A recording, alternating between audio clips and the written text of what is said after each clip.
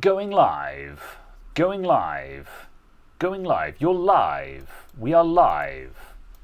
We are alive. Welcome to being alive.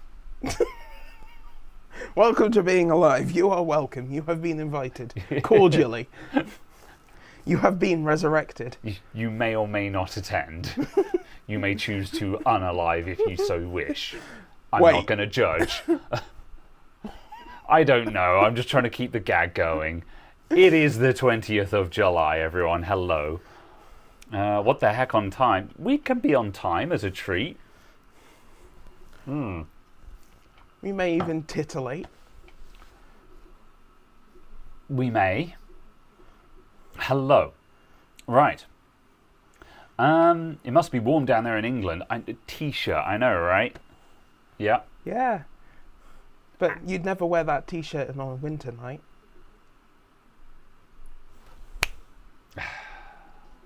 Anyway. Hello, folks. How are we all doing? How's the health? Better. I've still got a cough, so I will just occasionally just cough. So, you know, sorry in advance. Like that. So, yes. However, I'd say I'm at 99%. Thursday I was at 90. Friday I was at 95. I'd say I'm at 99% now. Excellent. Yes, definitely getting there. Food is actually becoming something that I enjoy again. I think that's been the crappiest part of just whatever I've been sick with has just been I get hungry, but I don't want just food. Just I don't know. I didn't lose my sense of taste, but all food became unappealing to me, and like I mean, given your range of options of beige through beige. Yeah, like stuff that I normally enjoy, you know, I'm just like, come on, you like this. This is what you like to eat. And I'm just like, I don't want it. And like all of my coffee smelt of dirt. And like even when I make good coffee, you know, I'm not saying from that machine. I'm saying when I make good coffee at home and stuff like that. The coffee out of that machine does seem to have deteriorated further. I don't know. When was the last time you cleaned it? It does need cleaning. I might just splash out on a new machine though. Although, as I say, I'm still undecided as to whether to get a bean to cup machine or a pod machine. Just because, well, I mean, bean to cup is still pretty low effort, so yeah. What you need is you need the grinder. And the espresso machine. And the special beans. I was going to say you need to speak up so the microphone can actually hear you, but I'm like, don't bother. So anyway, yeah, AeroPress. It's too much hassle for the shop. Like, don't get me wrong, at home I use a cafetiere, which is about the same amount of hassle as an AeroPress. Your suggestion was the AeroPress, because I agree.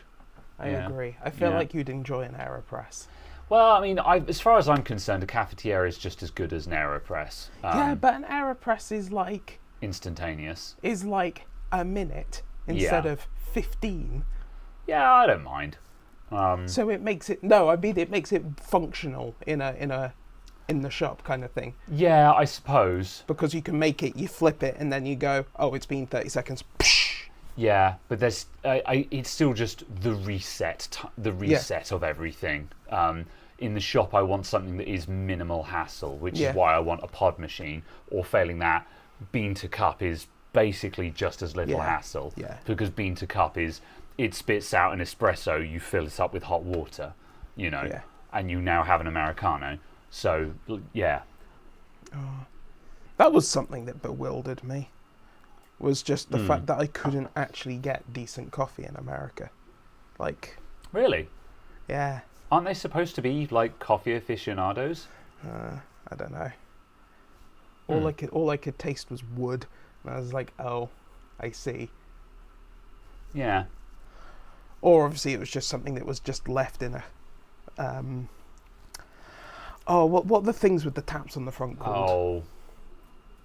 I can't remember, but just a big vat with a tap on the front, and I was just like, Hello, yesterday's coffee. A water heater, yeah. From bean to cup, we F up. That does rhyme, I guess. But yeah. AeroPress with a bamboo shelf set. Oh no. It starts. Yeah. Right. Oh my god. I imagine it's absolutely terrible. Yeah. But you can get a Lakeland bean to cup machine for £99. Really? I imagine it's absolutely garbage. I mean, how bad can it be? Very. Exceedingly. But in what way? Because basically it has to grind the beans, compress it into a puck, force water through it. In the way that it will last for 7 cups of coffee. Yeah, I was going to say, like, reliability is the only major concern that I can think of. Also, the fact of it will just have a completely inconsistent temperature. Yeah. So the coffee you'll produce, you'll go, or I could have kept using my old pod machine and not spent any money. Yeah. Yeah. Oh, that's going to be absolutely... What does £200 get me? Does £200 get something that looks not awful? And like, how much is a modern pod machine that will take like the? Is it Tassimo? Oh, okay. No, what's the mainstream pod these days? It is Tassimo, isn't it?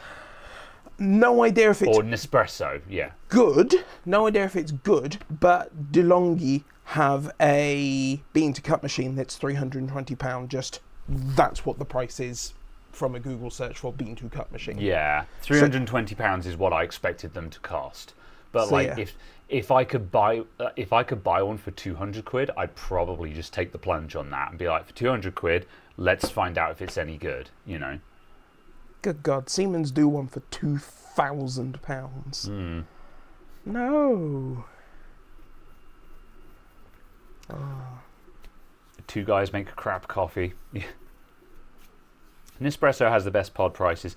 That's the appeal of getting an Nespresso machine, is that you can buy cheap pods. The coffee's not that good. Yeah, that's the that's my concern. You could have an Nespresso machine, and I would say, based on my experience of having Nespresso coffee, it's the same or worse than that pod machine. That's my like. Every time I've had an Nespresso, it's been passable. It just hasn't been anything to write home about. And that's the thing, is that my current machine is mediocre. So it's just like, there's no point in buying a new machine unless it's actually going to change my world, which is kind of why I'm thinking it's bean to cup or go home.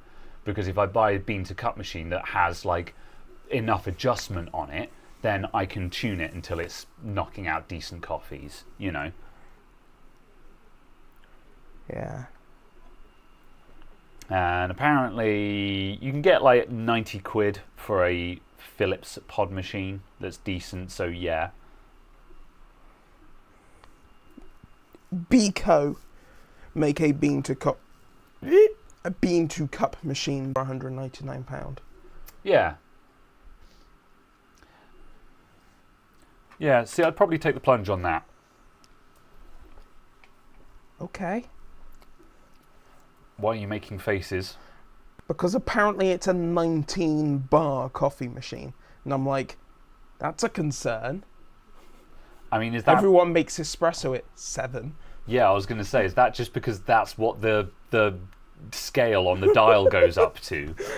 My car does 195 miles an hour. I was going to say, yeah, my car gauge goes up to 200. It doesn't mean that's what I drive it at, you know.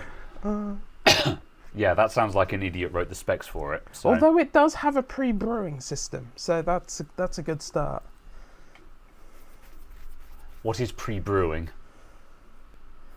I mean, as it sounds, where you brew before you brew, in the sense of it feeds some water in there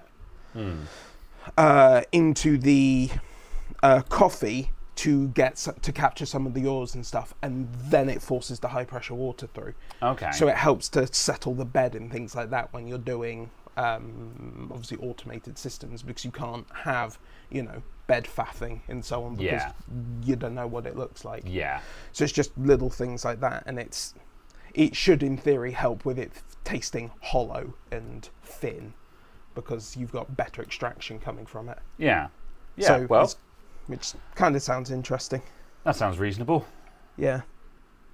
And it's saying that you can calibrate different things or, change different settings. So yeah, and having adjustability is good. You might get something that's not awful. Well, that's it. Because if you've got something that has adjustment on it, then even if it's not the best in the world, you can probably tune it to be decent. So yeah. Apparently there are sync issues. Apparently a refresh will fix it. So everyone refresh.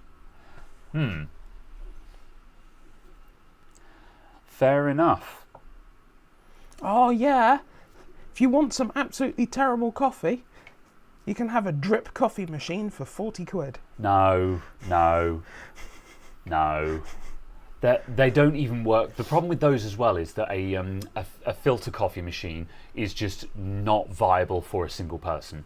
Because I've got one in a cupboard. They're just not even viable. Well, ignoring the quality of the coffee, you have to put in a large amount of. You have to make a large batch of coffee. Yeah. You've got to make like 3 or 4 cups minimum for it to actually function properly. And like, I only have 3 coffees a day. Which basically means that, and you have to make that up front, which means it's going to be sitting on the hot plate all day. So the first one you'll get out of it will be a mediocre filter coffee, and the rest of it will just be stale coffee, which you will throw out at the end of the day. So yeah, there is no planet where they work unless you're making for a large number of people, and even then it's still pretty naff. So yeah. So yes. Yeah, well, that 200 quid bean to cup machine sounds interesting. I might take the plunge on that fairly soon, especially as well because I think I'm on the last set of pods, so like I'm at that time where it's just like I've run out of coffee for the current machine. Now's a good time to buy the new one, so I might do that. So yes. Right. Marcus says, I took my PC down from the table, disconnected all the cables, connected everything back up, and now I can't access the files on my phone through the USB-C cable. Have you checked the notifications on your phone to check what USB mode it's in? Because a lot of phones will default to charge only when you connect up the USB-C cable. Or when you connect up a USB cable in general. So yeah.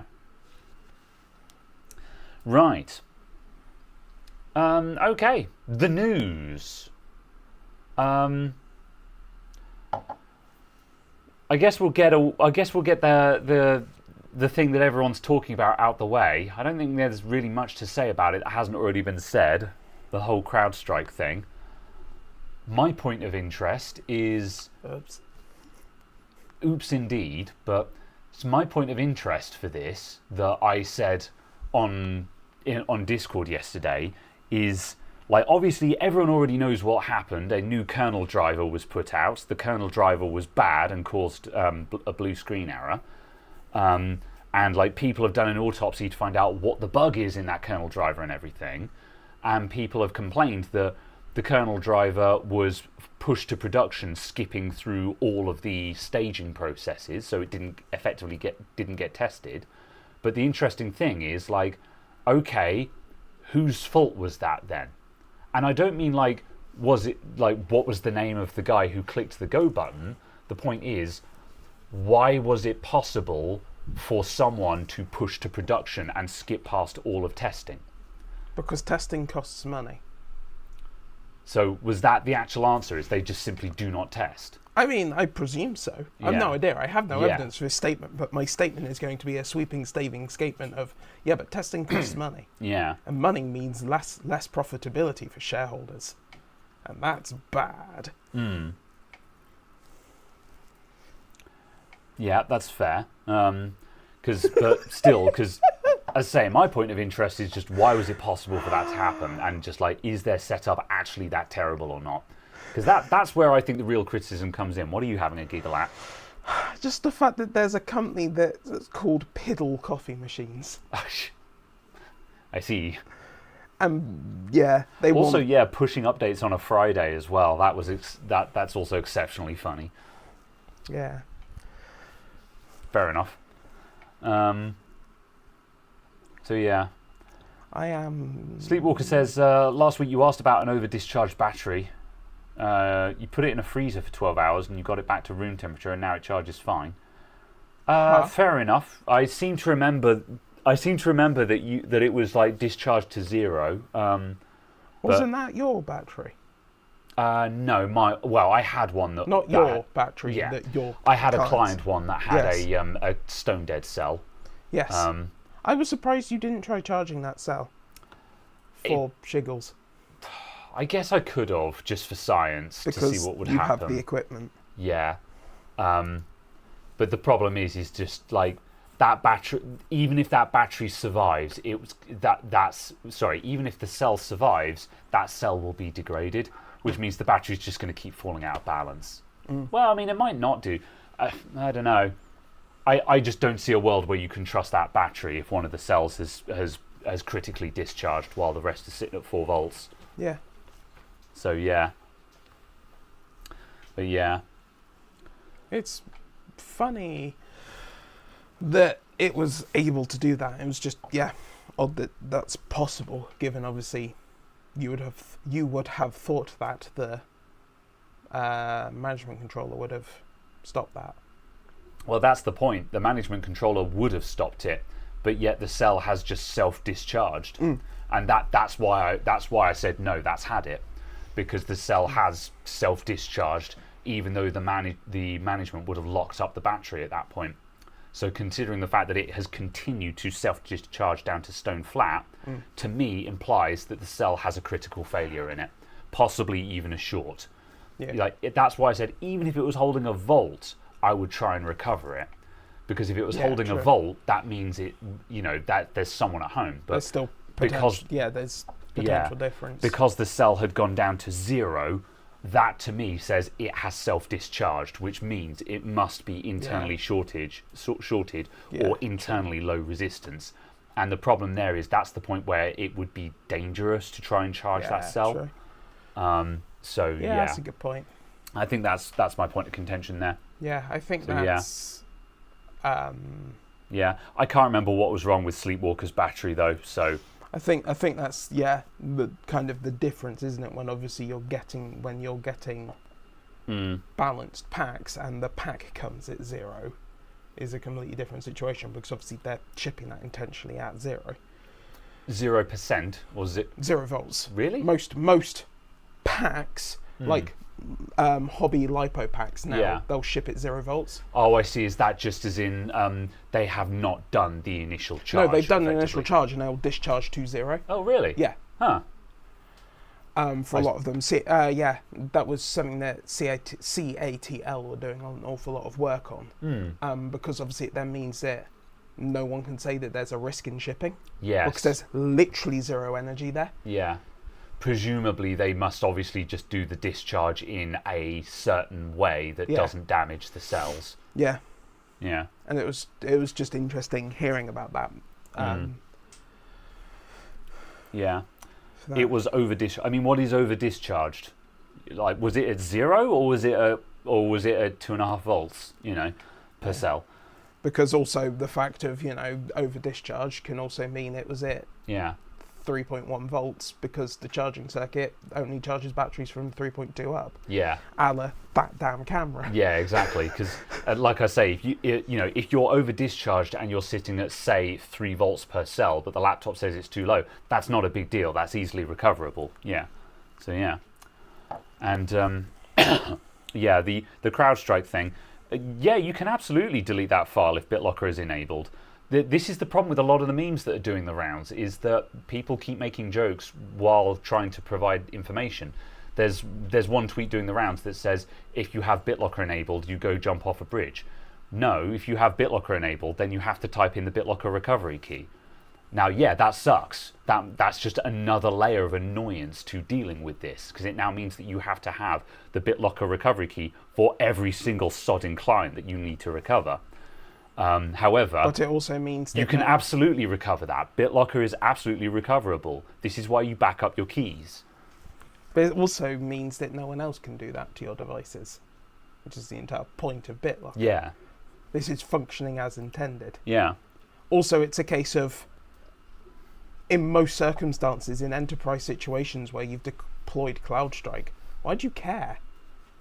This is the other you just thing. pave the device and go, redeploy image. Ta-da! Yeah, this was the other thing that I was thinking. Intune resyncs everything and you're back up and running. Yeah.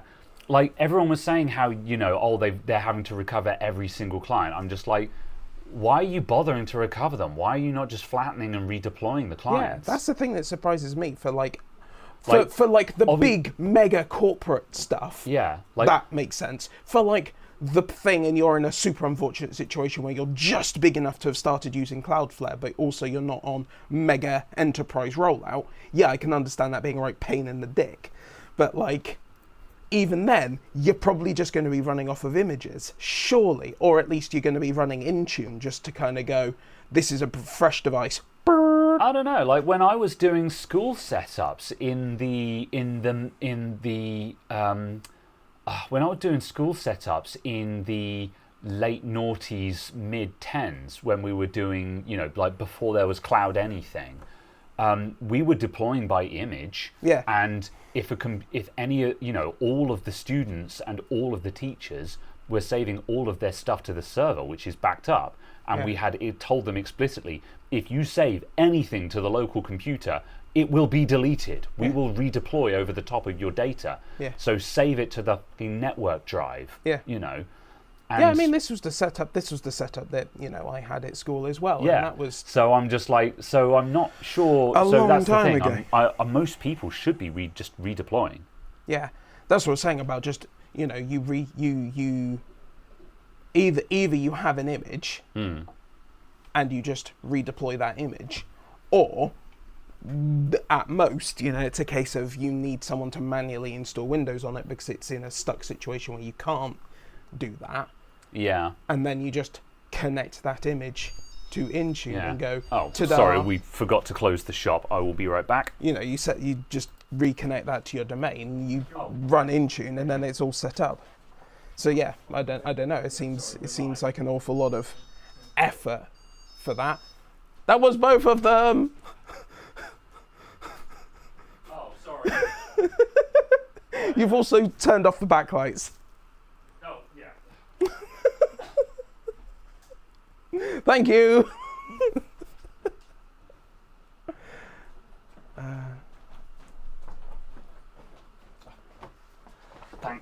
Thanks, Amazon, man. Yeah, I guess they both pull from. That's kind of naff that if I mute one of them, it kills both of them. No, you turned both sets of lights off. Oh, that as well. Sorry, I thought I'd muted your microphone by muting mine. No, I just said you've turned both sets of lights off. Yes. Okay. Yeah. I was. Yes. Yeah. Sorry. I guess it was the Amazon man, so I can't be too angry. But I was too busy. I was. I was too busy being flustered. Yes, I was too busy being like, dude, you just walked in on a live set because I forgot to lock the door. Get the fuck out of here, But fine. My things. What is this? Oh, okay. They're Type A to Type C adapters. What is this over-engineered thing? Focus more. Enjoy more. These are Type C to Type A USB adapters, and they're in this bourgeois. What? Bourgeois? Okay. Bougie? I don't know. Bougie? Bougie, that's the one I'm looking for. Could you pass me the knife, please? No, not now. I fear for my safety. Did I say something avant-garde?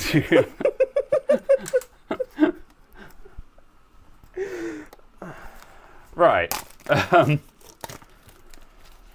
50p in the meter, yeah. Anyway, people should be using images, and I'm not sure why they're not. Yeah. Or just Intune. Yeah.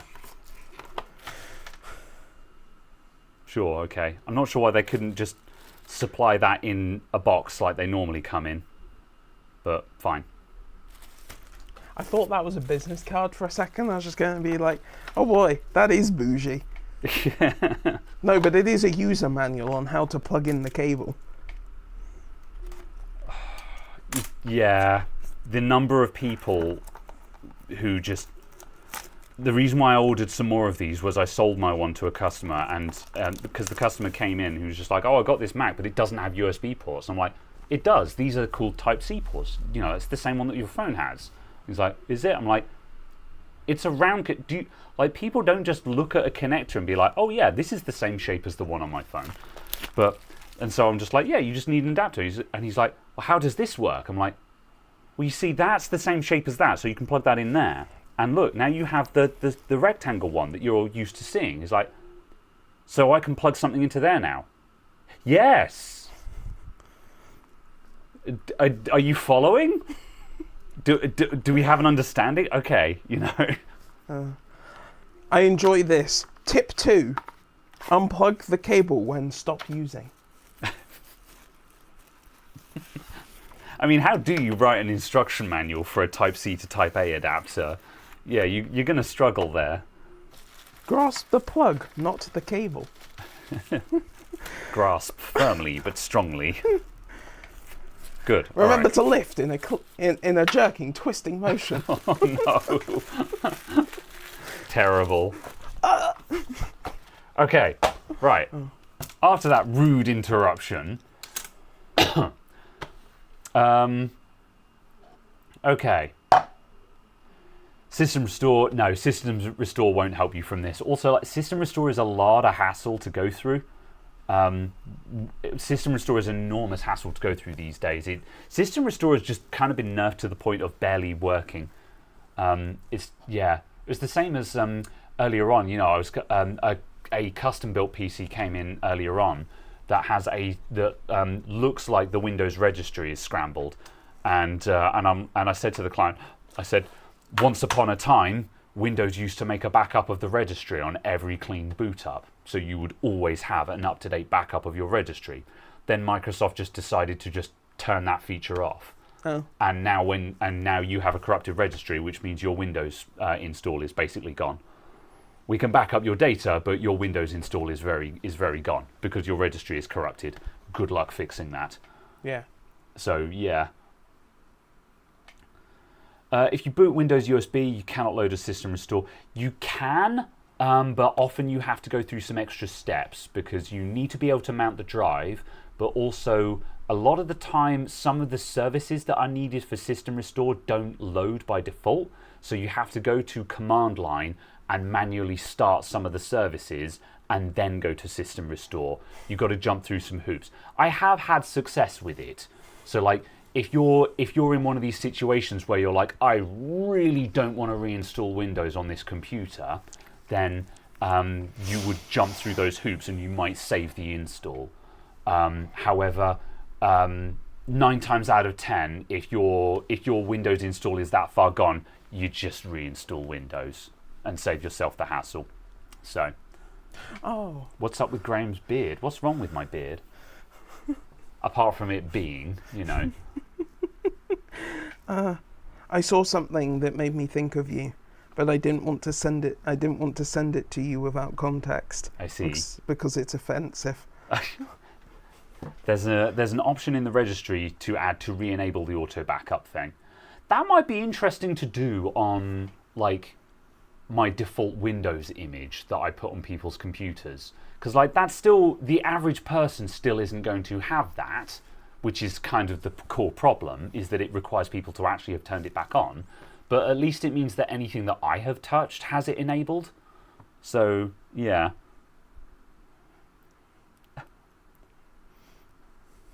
What does this mean?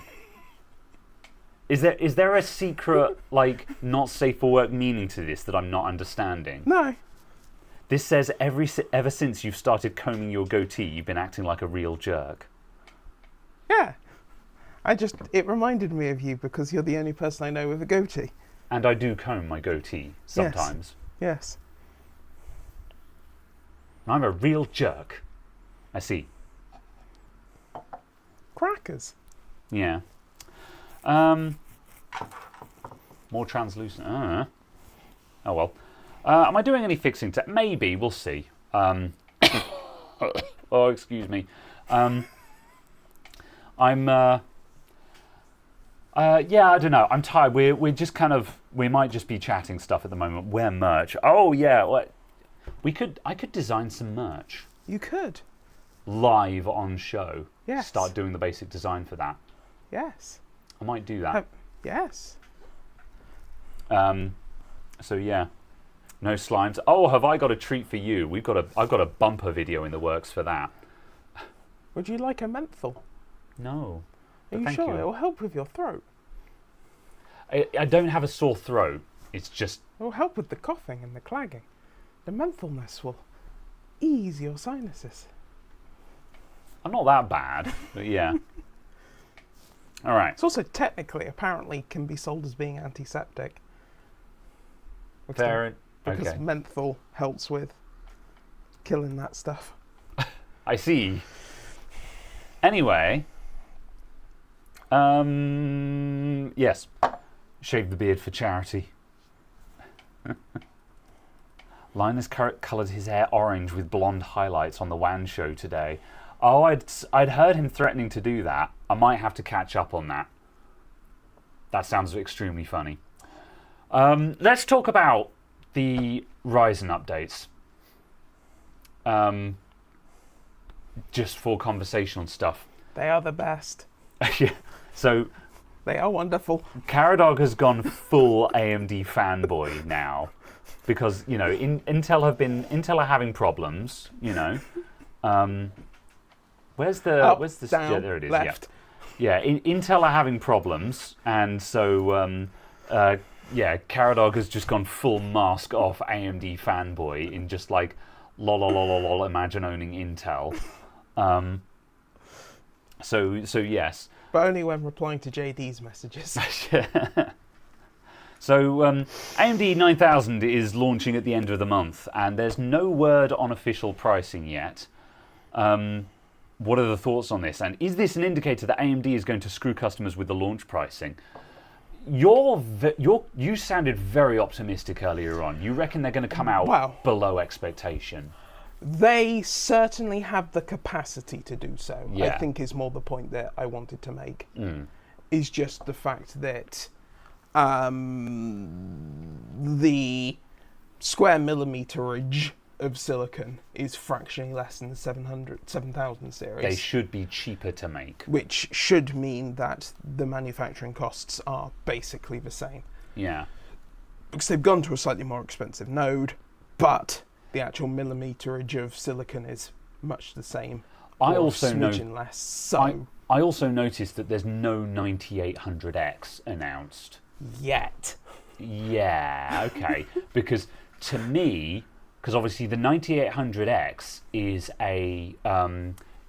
essentially a downbinned 9900X, isn't it? What? So the 8 has the 8 cores. Yeah. The 9 has the 12 cores. Oh yeah, the 950 has the 16 cores. Yeah. Okay. Yeah. The 6 has the 6 cores. Yeah. The 7 has the 8 cores, but slower. Yeah. Okay. No, I'm not sure where I was going with that then, but because it leaves a perfect space to go in at the same pricing as the previous time, but with X3D.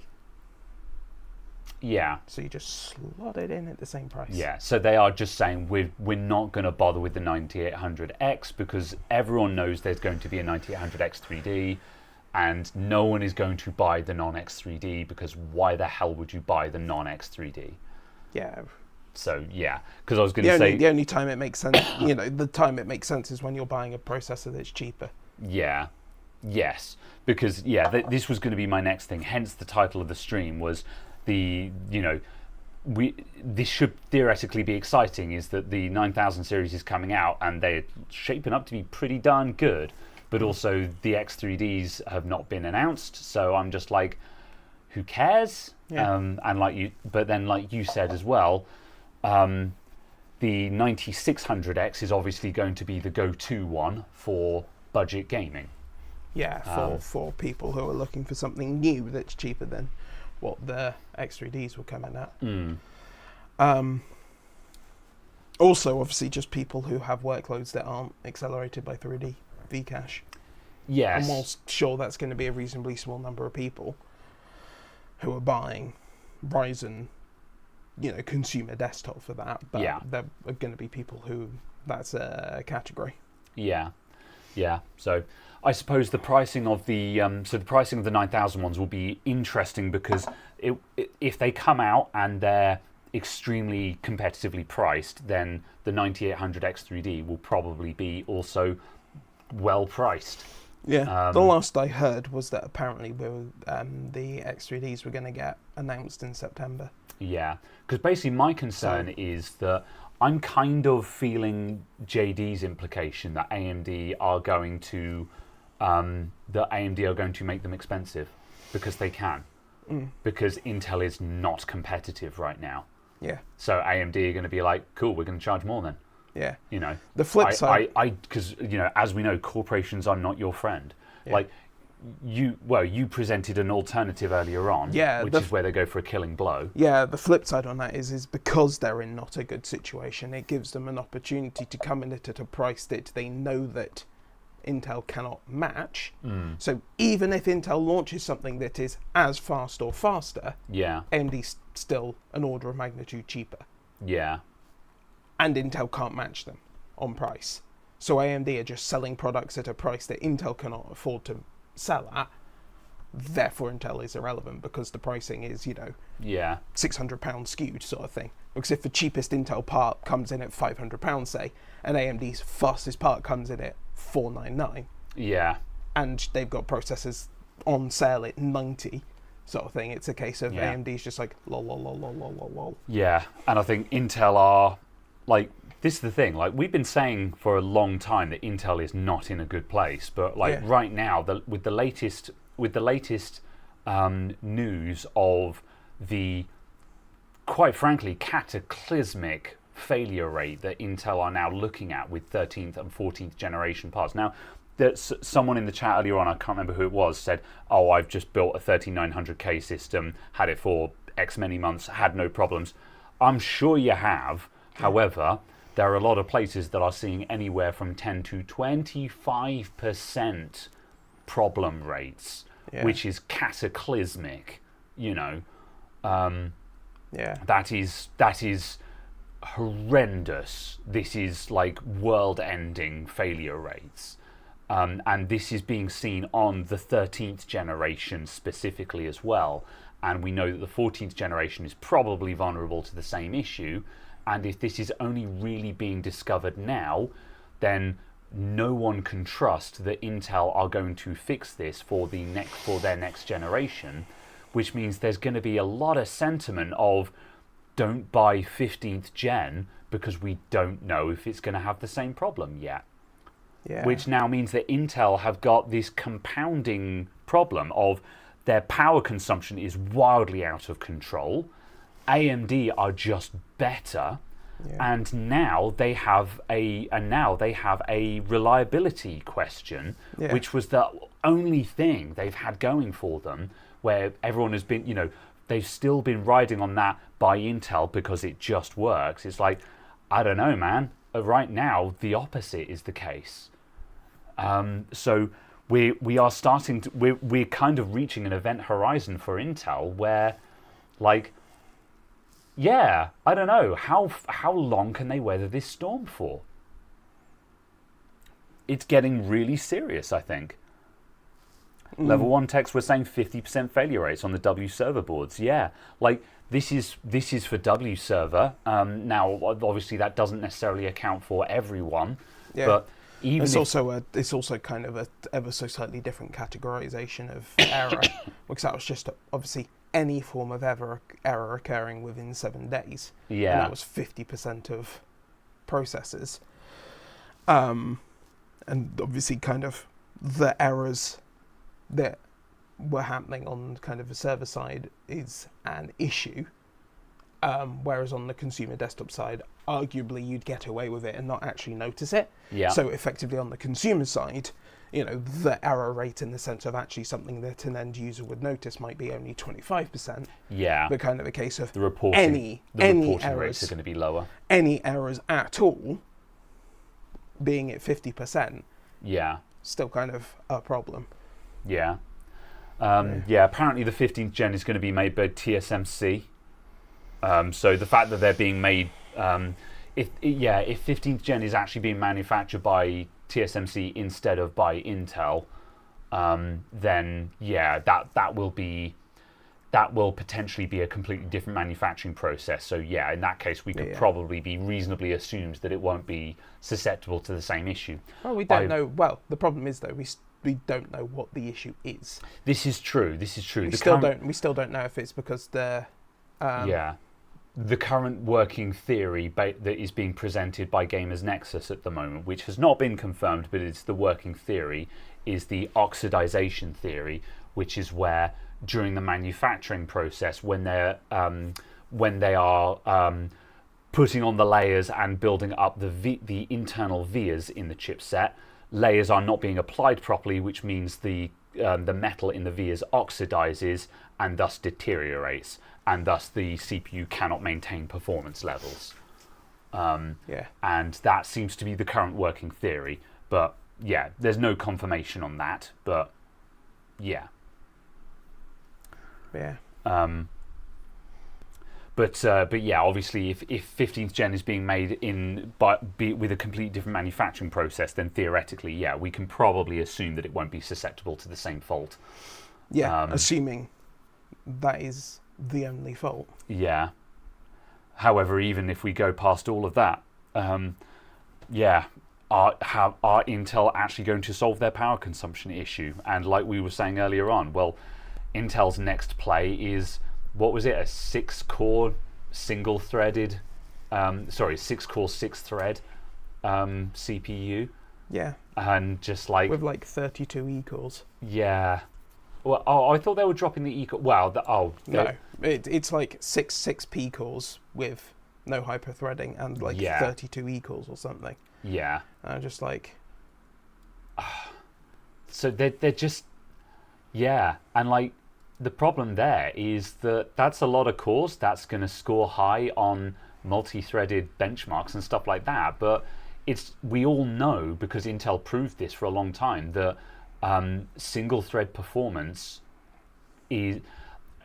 I don't want to say single-thread performance is king, but it's certainly extremely important, especially in gaming and also just elsewhere. Because, sure, you're running lots of things at the same time on your computer, so lots of threads is important, but just a lot of things that you're running on your computer are reliant on single thread performance. Yeah. So if you actually want the thing you're doing to go fast, you're still going to need high IPC.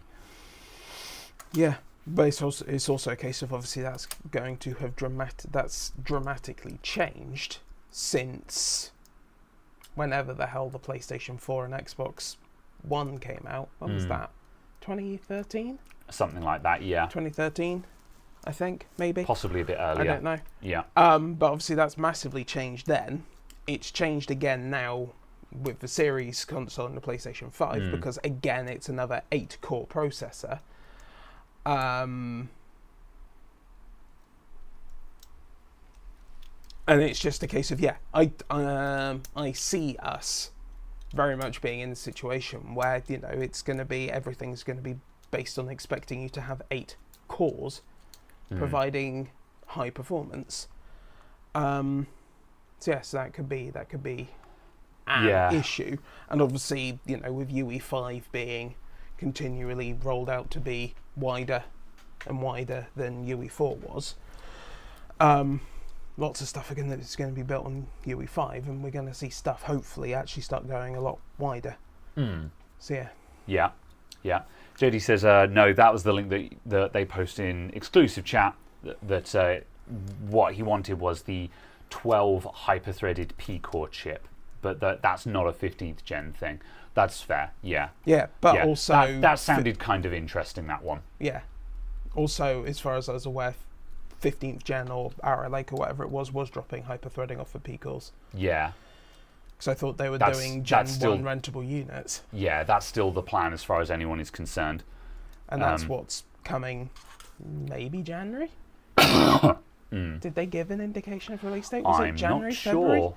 Is the indication there? I Yeah. know that, yeah. However, separately, based again off of Intel's official numbers, but from Intel's official numbers, the E-core performance increase on Lunar Lake, which is the mobile version, did seem to be substantial. So at the very least, we seem to have had decent movement there compared to Gracewant. But also Gracewant is 4 generations old and 4 years old and hasn't had any improvements.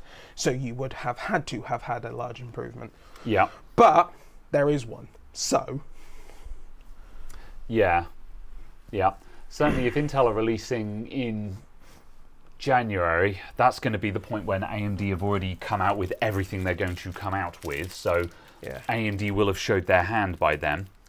Like, maybe that's Intel's strategy at this point, is just wait for AMD to actually show their entire hand so they can just specifically make sure that they've got something viable. yeah, That is assuming that they can build something viable, but like that's kind of their current strategy of just like, yeah, like we can make it viable if we pump in enough power, you know. perhaps. But yeah, 15th gen should be before December. Fair enough. Although again, you know, if they want to compete in the gaming space, then they're going up against the X3D chips, and those will be out announced in September. So yeah, yeah. yeah. Sly Dive says, sticking with AM4 for now. Going to upgrade to a 5800 X3D in the next 4 weeks. Still a viable path for a lot of people. Yeah. Yeah.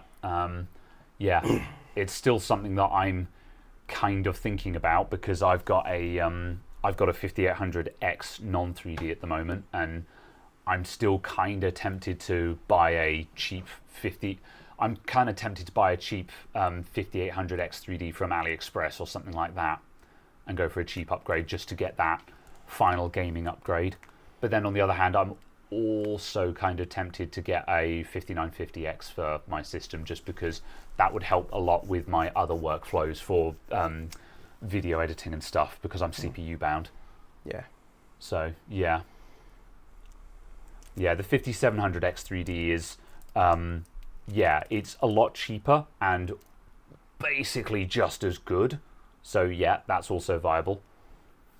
Yeah, that's very much what I'd be looking at buying if I was looking at buying on AM4, whilst already being on AM4, is getting a 5700X 3D. Yeah.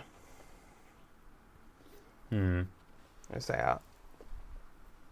My Intel- only kind of hesitation with going to a 5800X 3D or 5700X 3D is just the non-3D accelerated performance is not particularly great compared to where we are with CPU performance otherwise these days, because a 5800 versus a 7800, Yeah. there's a huge difference in non-3D cache accelerated workloads Yeah. there. So it's kind of a case of the all-round experience would be better upgrading to 7800X 3D or 9600X or something like that. So yeah.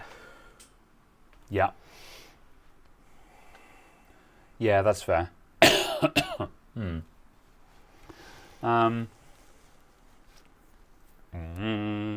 yeah, that was just kind of my thought on on kind of the rest of the compute performance. Yeah. JD says, read a nice article on that recently. It's 6%-ish performance difference at about 50% cheaper for the 5700X 3D, I'm assuming this is. And that kind of tallies, because we did talk about this a couple of weeks ago, because my friend was looking to buy a chip, and we noticed that it was like £100 cheaper for the 5700X 3D, and the performance difference was so negligible that it was like, wow, okay. So yeah, that makes sense. But what you were saying there, I guess it depends on what you're aiming for. I mean, like for me, I don't really want to do a platform update. I don't want to take the plunge to AM5 yet. Just simply because I just kind of don't want the expense, especially just because I've got a, I've got a Crosshair Hero motherboard. I've got a really nice AM4 setup. Yeah. And so I don't really want to go from a really nice AM4 setup to whatever I can afford for AM5. But then on the other hand, whatever I can afford for AM5 is probably going to demolish my nice AM4 setup. So that's a tough sell. Yeah, because if the 9600X is as performance as AMD say it is, that's going to be a good uplift over the 7000 series, and the 7000 series were a good uplift over the 5000 series. Just as a side note, because it just came up, Manco, so what do you think about Microsoft Cloud going down yesterday, issues triggered by a botched update? The two things were unrelated, if I'm not mistaken, weren't they? Microsoft's Azure problems. Microsoft also had a separate Azure issue, yeah. Yeah, does anyone know anything about the Azure issue? Because everyone's talking about CrowdStrike, but CrowdStrike. However, I don't know anything about what happened with Azure. All I know is that apparently it was completely unrelated. Oh, it's a Threadripper part. So yeah, and yeah, Quentin said, have I ever thought about getting a second-hand Threadripper system for video editing? I kind of, yeah, like the problem is I should be moving to a more efficient workflow, really.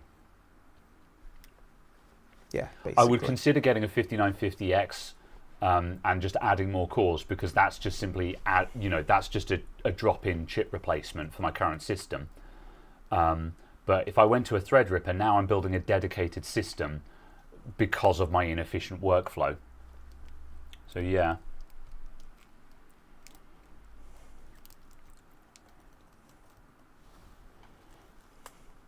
Azure went down, server issues have been spoken about. They haven't, though. I don't know why Azure went down. I'm interested to know. Have I switched back to the 4080 yet? Not yet, but I think I'm probably ready to soon, because... why, do you not like it? No. I can't deal with the Nvidia driver issues. Okay. Let's have a conversation about that, because... Since the using the 4090 and the 4080, it has been the worst driver experience I've had with Nvidia. Really? Okay, so before we get started on this, let's just backfill some information. I'm doing my own AMD Radeon challenge, where Caradog and I have swapped cards. I've given Caradog my 4080, Caradog has given me his 7900 XTX. Now, my Radeon experience has been so uneventful that I pondered just throwing out the idea of the video altogether, and just simply because I would have nothing to say in the video other than it worked. There was no problems. The only problem I had is recently a Windows update installed on my computer that just completely broke my graphics drivers to the point where I had to DDU to recover.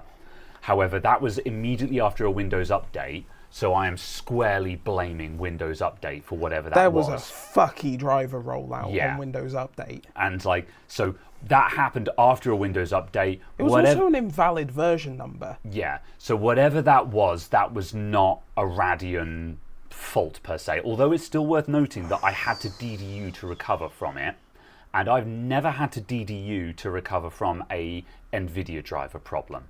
Yeah.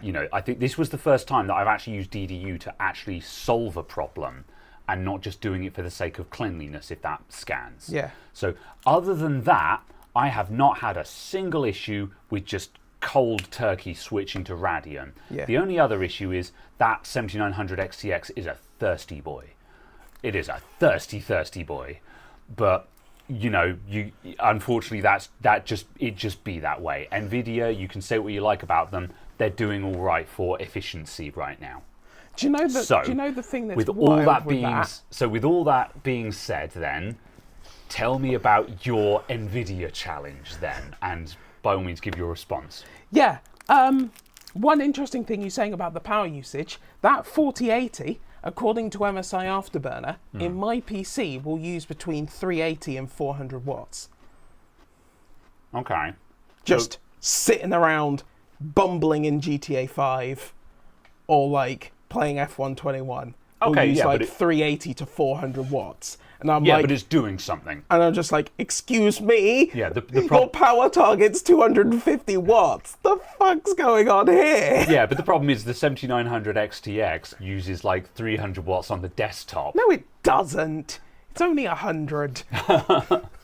Well, it's more than the RTX anyway. It's only like 100. It has terrible idling problems. Precisely. It's completely broken. There is no idle. Yes, precisely. That's what I mean by it being a thirsty, thirsty boy. The actual total power consumption is, yes, similar. They both have similar power targets. The actual power consumption under load is similar. And this is one of the problems with a lot of reviews. Everyone looks at power consumption under load and just disregards idle power consumption. Oh, yeah. Because obviously idle power consumption, that accounts for like 90% of the time your computer might be on, Yeah. So yeah, it kind of bums me out is that if I'm just chilling at home on a Sunday afternoon watching YouTube or playing an indie game, that thing is spooling up the fans while I play Hollow Knight, Also, I've no idea where you got the idea that card was quiet. Well, we'll find out when I get it back, because the other problem is I changed my fan setup on my computer recently, and it's hard to tell which, because the sounds of my computer have changed, it's hard to tell which it is, so I might be mistaken. But when I swap back to it, I think this is going to be the interesting thing, I'll swap back to it. But anyway, so tell me about your Nvidia driver problems and why Nvidia drivers are terrible then. I have to turn my computer on twice or 3 times to get a display output. Really? Yes. Huh. So I'll turn it on and it will go BIOS and then nothing. Okay. Like 2 or 3 times. It doesn't matter what the display configuration is either. Yeah. And I'm just like, okay. And I know obviously because that's a post issue, not a driver issue, but have you DDU'd your system at some point during swapping over? Yeah. But it's also just a case of it will not initialize the displays. Yeah, obviously that's nothing to do with it. Yeah. But just for the sake of fair testing. Yeah. I DDU'd my system at the beginning just so it was a fair test, and we couldn't be like, oh, you didn't install the drivers properly. It's just like, oh, I did, just to make sure. Yeah. So yeah, okay. Okay, well that's kind of interesting then. I think we should factor this into my video then, is to be like, so I switched to AMD and had no problems whatsoever. It also was so dull that I almost threw this video out because I had nothing to say. It just worked. It also won't G-Sync. No. It won't keep G-Sync enabled, but keeps popping up that a G-Sync enabled display is connected. And I'm like, I know it is. Yeah. It's a G-Sync certified display. You're having the AMD experience, except it's with an Nvidia. And I'm just like, yeah. Mamma mia. Okay. How trustworthy is your current Windows install? It is fine with an AMD card. Yeah, okay, if that makes fine, sense. Yeah. Yeah. I've had no other issues on it, and it's and also just it was because also I think I installed fresh when 23H2 came out for Windows 11. So that's fairly recent anyway. Then I think so. You have a recently clean install of Windows then. So we can't blame it on that either, because I've been doing my test on an old Windows 10 install that I'm fairly certain probably has 1 or 2 gremlins in it somewhere. Yeah. It's just got that vibe where my computer feels like it needs a clean install of Windows. Yeah. Nothing's really wrong with it, but you just got that thing where you're like, feels like it's time for a clean install, But I still forged ahead because I wanted a worst case scenario. Yeah. I wanted to have problems so then I could talk about those problems and whether I could attribute them to being Radeon's fault or not, Also, just despite what the benchmarks say, the 4080 feels slower in games. I haven't really done any benchmarking with the 7900 XTX, but I haven't noticed any meaningful change in performance, including in places where I hoped to get more performance. I was looking for more performance in VR chat, because VR chat is notoriously VRAM limited. However, I've not seen any meaningful difference, because I think I'm CPU bound there. Because VR chat is has CPU scheduling problems. One thing I did notice that it obviously did do better on was like Senua's Sacrifice. Whatever, is that the new one? Yeah, Hellblade, I think so. Senua's Sacrifice, yes. Hellblade 2. Yeah, Hellblade 2. Was that it handled that better just because the top ultra settings have, ray tracing equivalent features in it. Graphical settings.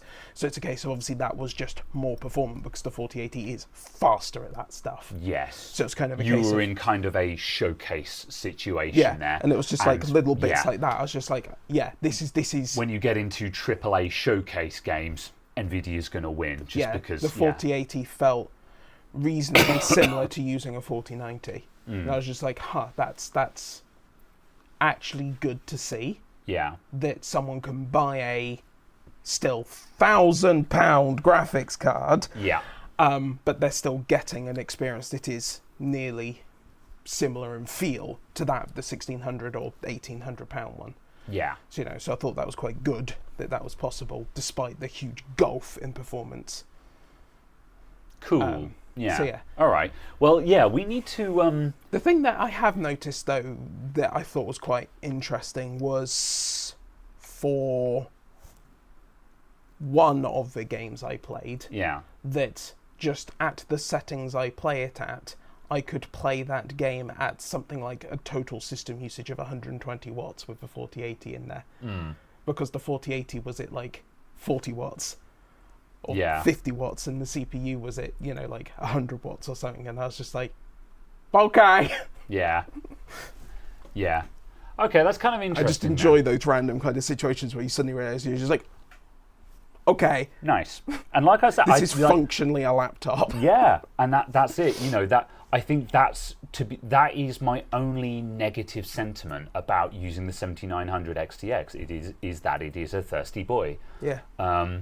And that's kind of unfortunate, because power efficiency is a thing that I care about, because I don't like paying my electric bill, and my PC is the single biggest power draw in my flat, because my flat contains a bed, a fridge, an air fryer, and my PC.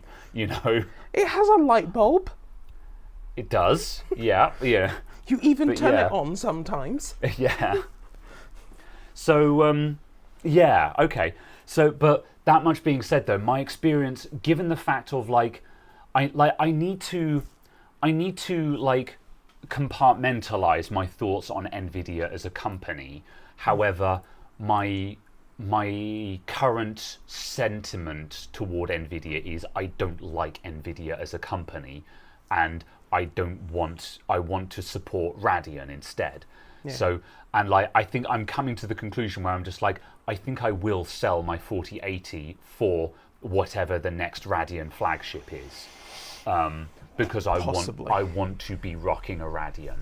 That's the conclusion that I want to come to in this test, and I will do so knowing that I'm going to be paying a bit more in power. However, so far I didn't have a single issue, and it would be like. I would appreciate if you could take some notes on your experience with the 4080 as the counterpoint, because I think my video currently is going to be kind of boring. It's going to be, basically I'm going to say, I tried switching to Radeon and it was fine. That's it. I didn't have any problems. There were no driver issues of note. There was no switching over issues of note, even though I have some wacky workflow issues. The only other issue was the fact of, obviously, I lost a lot of handbrake performance, but again, that's because handbrake is heavily optimized for Nvidia. That's just not a fight you win. That's not a negative on the Radeon. That's just simply that Nvidia are pouring a crap ton of resources into the FFmpeg project. So it's going to work better on Nvidia, Also, just to, the side kind of a side comment as well. It's just a fact of certainly on people who are playing it 4K and so on. Excuse me. You actually get VRAM amounts less than £1,000. Yeah. And stuff like that. So it's just a case of, depending on where you're looking in the stack, there are certainly attractors. Yeah. I'm going to quickly skim back through the chat super quick because I've been ignoring chat while I go on my tirade kind of thing. Yeah. I think basically my summation would be there's basically no difference. Yeah. And it's a case of you would be quite happy with either card. However, you'd probably be slightly happier with the Radeon card just because it's slightly cheaper. Basically. Because it's, 800 and something pounds versus £1,000. You'd probably be slightly happier because you've saved some money and got basically the same thing. Yeah. The Radeon or the Radeon. Is it Radeon or Radeon? I think Radeon is an American accent and Radeon is how you'd say in Queen's English. Oh. Thanks for your input, Caradog. So I'm just attempting to make sure I say it differently to how you say it because someone commented on it in the chat. Fair enough. So I'm just trying to be contrarian. So yeah, it's Rad, man. So yeah, Radeon. Radeon seemed to have a better value sentiment. Yeah. Like if you come down to actual performance per dollar, then Nvidia may well be quite they might be quite even. We'd have to look at the Gamers Nexus charts for that because Gamers Nexus do performance per dollar, I think, don't they? And I think we'll probably find they're about even. But Radeon certainly seemed to have a better value sentiment in that you're paying slightly less for it, you're getting maybe fractionally less performance, but you feel like you got a better bang for buck, and you're getting more VRAM because, as people said, Nvidia definitely seemed to be aggressively carving up the range with malicious segmentation, as Scotty Doggy said, and that's with them obviously limiting the amount of VRAM that their cards have, just to be like, well, I guess you better buy that Halo graphics card at 1600 MSRP that's actually 1800 in the real world then. Yeah. So they've got that going on. And also just Nvidia are just aggressively like, we are an AI company now. They are aggressively saying gamers are secondary in our interests now. And like obviously AI is making Nvidia money hand over fist because they're selling shovels in a gold rush. From a business standpoint, they're doing what is making them literal truckloads of money. And I guess if you're in business to make money, then they're doing the right thing. But me as a gamer with a capital G, that doesn't help me, and I feel gamer. And I feel neglected by Nvidia. I don't feel like Nvidia cares about me. And so I would rather support the underdog who seems to be providing a better value sentiment with a product that seems to be functionally just as good, because I've switched to the current Radeon flagship and had no problems whatsoever. Everyone has always said, oh, I don't know if I trust AMD. I don't know if I trust the Radeon drivers. I don't know if I trust, I've always said, AMD are fine, but when I buy a graphics card, I buy an Nvidia just in case. Well, I don't know. I've been daily driving a Radeon, and I keep forgetting that I'm even doing this challenge. The only, I've practically forgotten that I have a Radeon instead of an RTX at the moment. So, and granted, I don't play a lot of AAA games, but also I am doing obscure workloads that rely on video encoding. I am a Twitch streamer. I am using video encoding for video transcoding and export. like also that was the other crazy thing. I assumed I'd have issues with my video editing pipeline because I edit in Vegas 14, which is ancient, and I use a third-party plugin called vocoder in order to have hardware accelerated export from Vegas 14.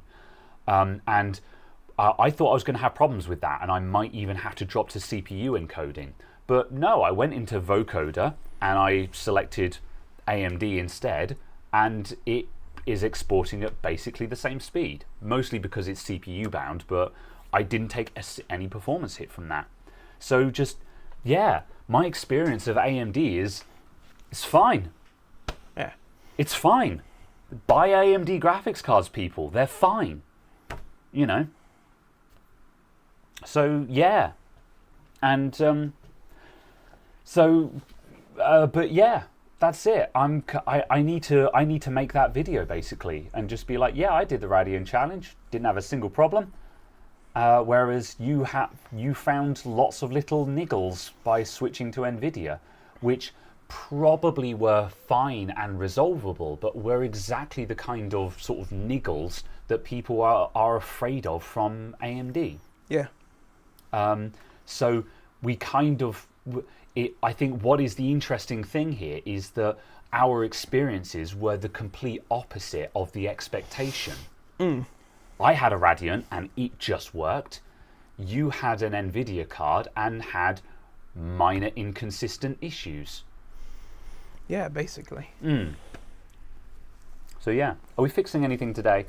Might do. I might grab a gaming rig that I want to look at for upgrade options in a minute. I'm kind of tired though, so you know. The latest cost per frame I can see from Hardware Unboxed is when the 4080 Super came out. So obviously not massively up to date. Yeah. But based on the pricing at that point, the cost per frame was basically a case of Radeon, 4070 Super, Radeon, 4060 Ti. Oh. So AMD is just cheaper. Per frame, yeah, basically. Yeah. It's all the way up through here, and then the 4060 Ti. Yeah. Damn. So it's just kind of a case of, yeah, certainly on a cost per frame consideration, yeah.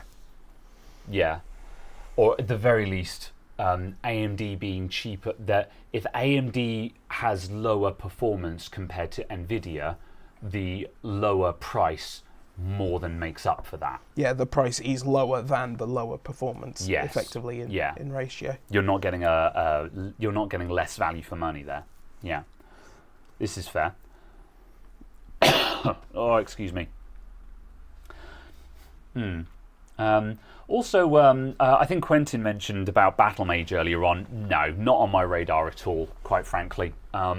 Mainly just because of where I'm looking to buy in the product stack. I am currently blessed with the ability to be buying flagship graphics cards. While I can't afford a 4090, but I am currently aiming at the top of the stack. Not the Halo, but the top of the stack at least. Because I'm currently on the ladder where I can afford to be at that point on the ladder. I can sell my expensive graphics card and then be able to buy another expensive graphics card with the money. So yeah, and we all know that Battlemage will have something that is maybe mid-range in performance. Hopefully it will be equivalent in performance to the 5050, 8500. Yeah.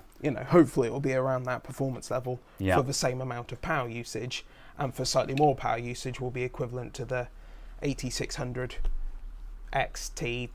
Have we 40, got 50, 60? Is there any expectation of a third generation ARC? No. Yeah.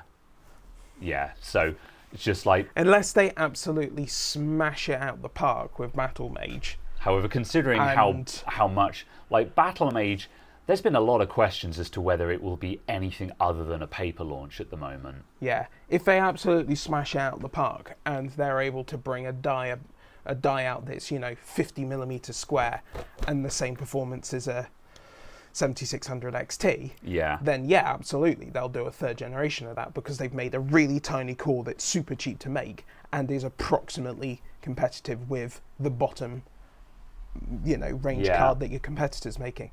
But you can sell it for cheaper than they can because you can make it for less than they can. Yeah. So, so that's a really good situation for Intel to be in if that's where they can get to. Yeah.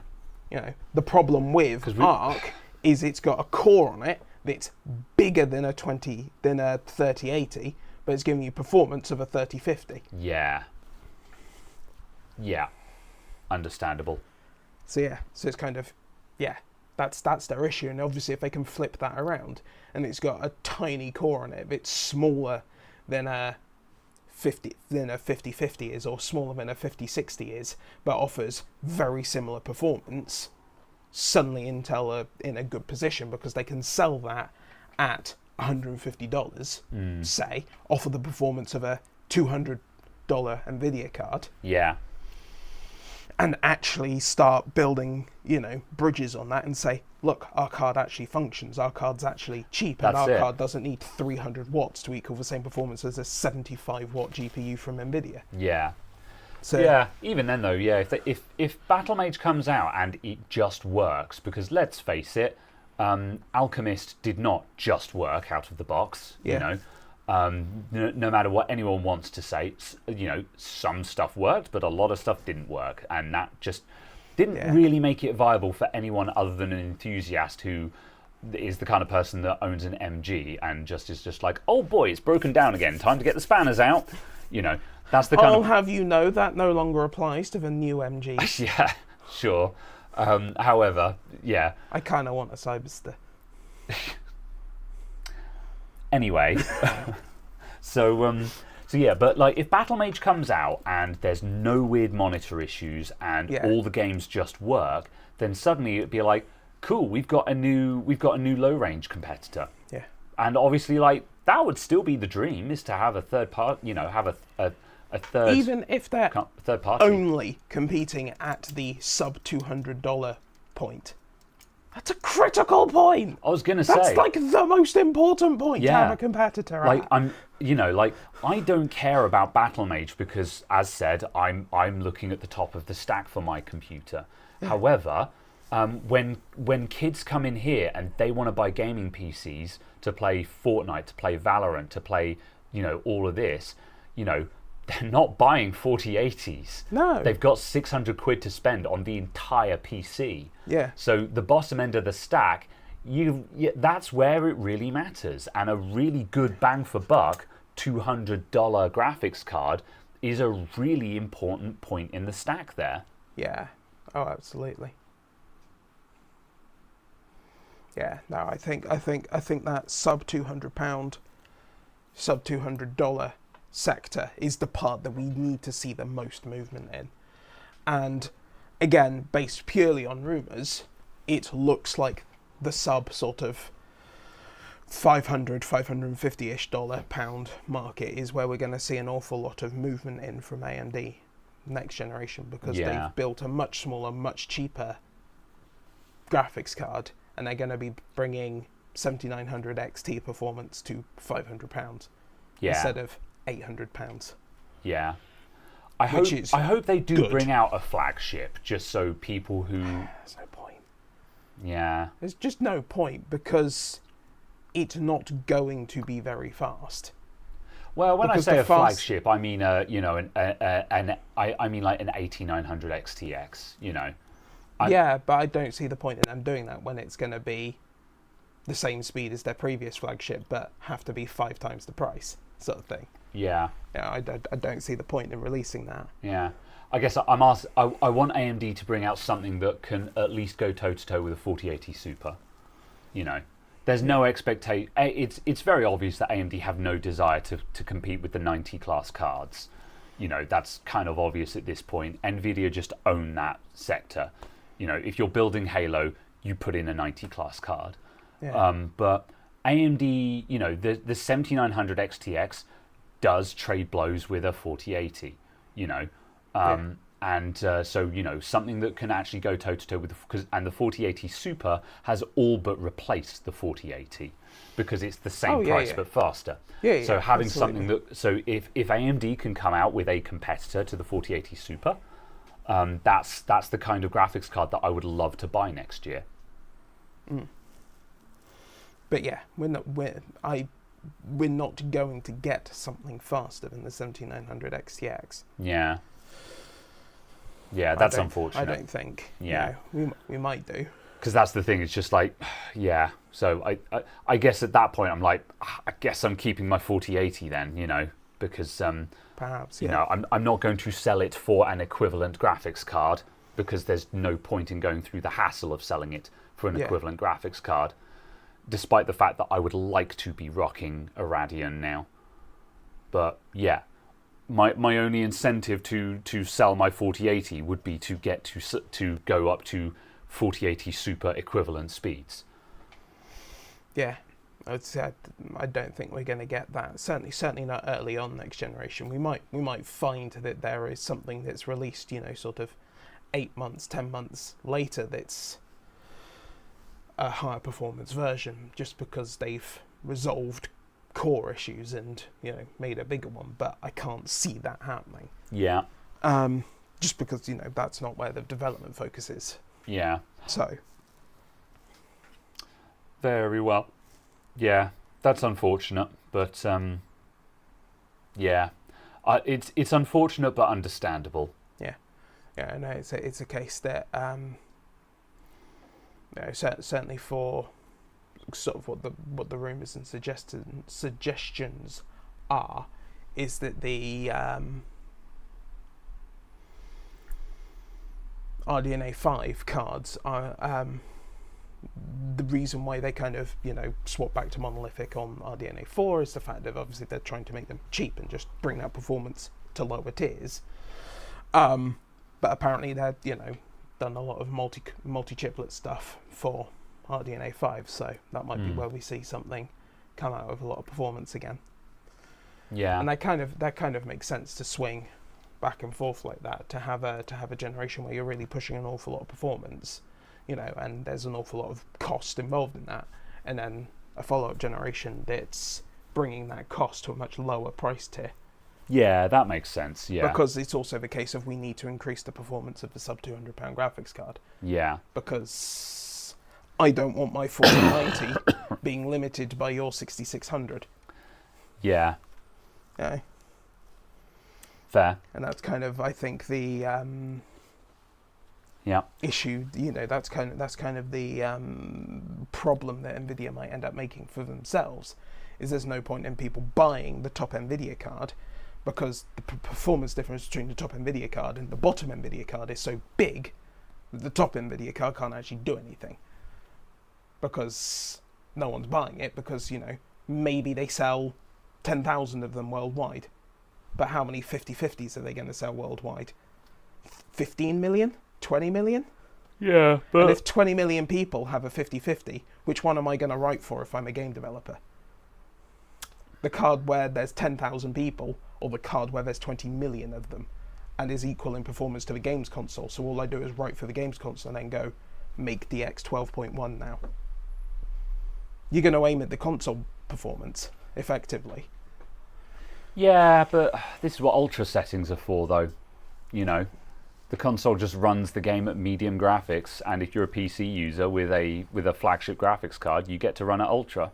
But it's just a case of that's probably not going to give you much. That's what I'm saying. It's kind of a case of, obviously we need to lift that bottom level, because obviously if everyone on PC has twice the performance of a console, your ultra version is actually going to be an ultra version, because everyone has double that performance tier. Yeah. So you're not going to get 70% of your support tickets being, why does your game run at 13 FPS? Because you're trying to run it on an RX 5080. Yeah. So, kind of just the scaling, in my opinion, is a case of, we need to raise the bottom, I think, way more than we need to accelerate out the top. Yeah, that's fair. And I say that So- as someone who's sitting at the top at the moment. Yeah, It's a case well, of that's I the wanna thing, see I'm- the bottom lifting. Yeah, that's it. I'm kind of in the same sentiment there, where I'm just like, well, it doesn't really do a lot for me, but also I do agree that raising the bottom is a good thing, because that's where the masses are. That's where all the Yeah. affordable systems are. Yeah. That's what a lot of people are running. A lot of people, they want to spend, well, yeah, for someone who's just like, I've got 800 quid or $1,000 to spend on my computer, you're not buying flagship graphics cards on that budget. Yeah. So we want to Well, see I that just want to bottom be in. able to build new computers for less than £800. Yeah, that'd be rad. Yeah. Yeah, that's never a bad thing. Yeah. Fair enough. Whew. Graham should braid that beard of his. The thought has occurred to me, but the problem is, if I do anything with the beard, then I'm making a statement that I have deliberately tried to fashion it. Whereas at the moment, I have not tried to do anything with it other than brush it, which means I have plausible deniability that I don't pertain to be fashionable. This is just the way it grows. I have Whereas- a solution. Whereas at the moment I braid it, I'm making a statement. But yeah, that beard has been fashioned for some time. Maybe. Do it? No, absolutely not. Okay. Ultra level goalposts are still being moved around thanks to DLSS and FSR. Gets very confusing when upscaling gets involved. I still think Yeah. upscaling looks like arse. Yeah, same. Same. Like, I use a little bit of it here and there when I'm not like, I've been playing I'm playing Satisfactory at the moment, and Satisfactory is running Unreal Engine 5 with all the latest tech on it. I feel like that would upscale reasonably well, because isn't it just squares? No, Isn't it? I thought it was reasonably square. not to be confused with Factorio, which is All the of the- top-down 2D one. Oh, I thought all Satisfactory's of the AAA buildings and all of graphics. the stuff were reasonably square and Yeah, I mean, they're nice to scale. yeah, kind of, but you're still in a 3D world with a fully rendered. Yeah. No. I just alien planet assumed it would environment. have scaled reasonably well just because Yeah. of that, because of its design choices. Yeah, I mean, it does scale, but you still see lots of weird scaling artifacting on movement and stuff like that. Wild. Like when the machine, the animation of the machines is really jank and such, and so that's kind of problems that it has. Like their LOD is incredibly aggressive. Is as soon as you're more than 10 meters away from a machine, its animation drops to 4 frames, kind of thing, which is kind of annoying. And presumably they need to do that just because having the animation of 100 machines on screen at the same time will just tank your computer. Yeah, I'd imagine. But however, also just when you look at objects moving on conveyor belts, they look like trash, and I'm not sure why. It must be doing something just to avoid having that many draw calls for that many meshes, because even though it's the same mesh being repeated, if you have a long conveyor belt, you could have 100 meshes of just 100 models moving on that conveyor belt.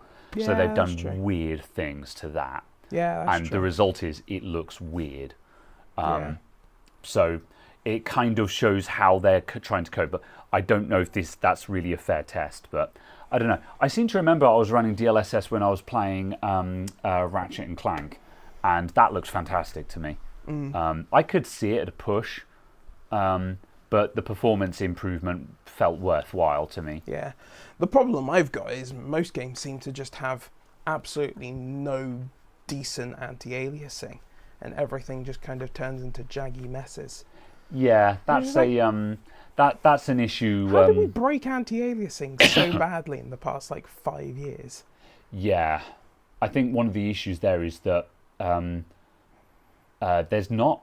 I mean, I suppose it's just like developers are the ones who should be caring about this, but a lot of people don't really understand anti-aliasing. And I say that as someone where I watched a video about this. I've been like, oh yeah, that is a problem. But I don't know enough about it to hold a conversation about it. But yeah, just because a lot of people, they just like, oh, anti-aliasing is that thing you turn up to avoid jagged edges and more is better.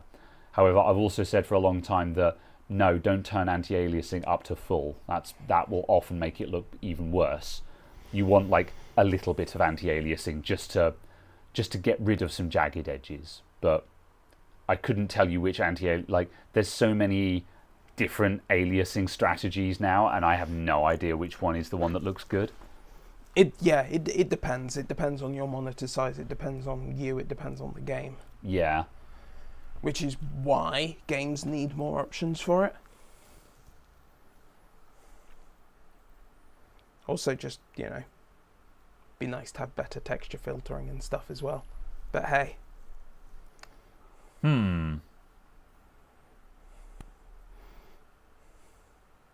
Very well. All right. I am going to suggest... Scandalous. I know. I'm going to suggest that can of cider you stuck in the fridge earlier on. Yes. And we look at a terrible AM3 computer and figure out where do we think... How far we can throw it. Well, where should the customer go from here? I think is the question that I would phrase it as. Straight to jail. Get out of here. Direct to jail. Right. I'm going to get the computer. You get the cider. Okay. Ooh.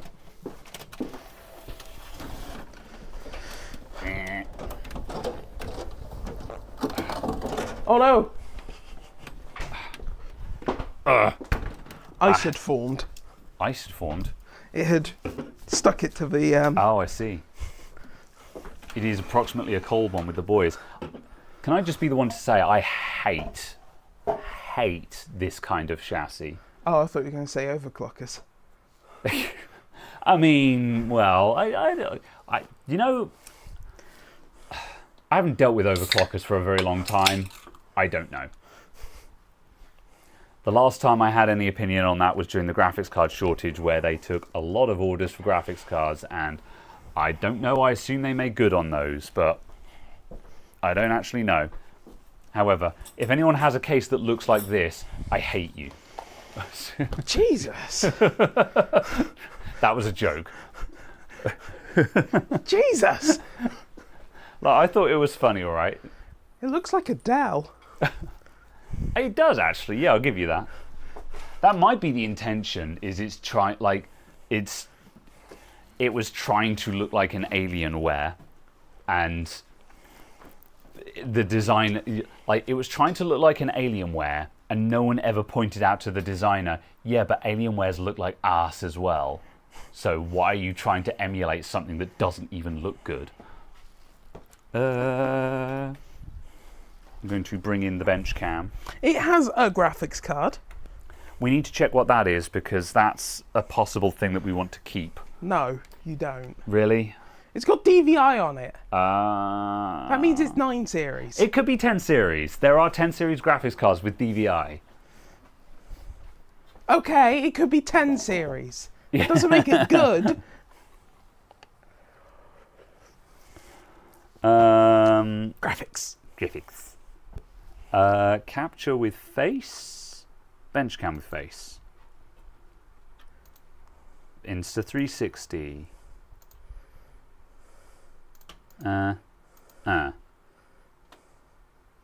Hello there. Don't be that guy. Why not? What else am I here for? It's true. Looks like a stormtrooper. Can it hit anything? It can hit 10 FPS? I don't know. Have I said how much I hate cases like this? You can carry on. You can just lay it down. I'm probably going to change the case out of a matter of principle.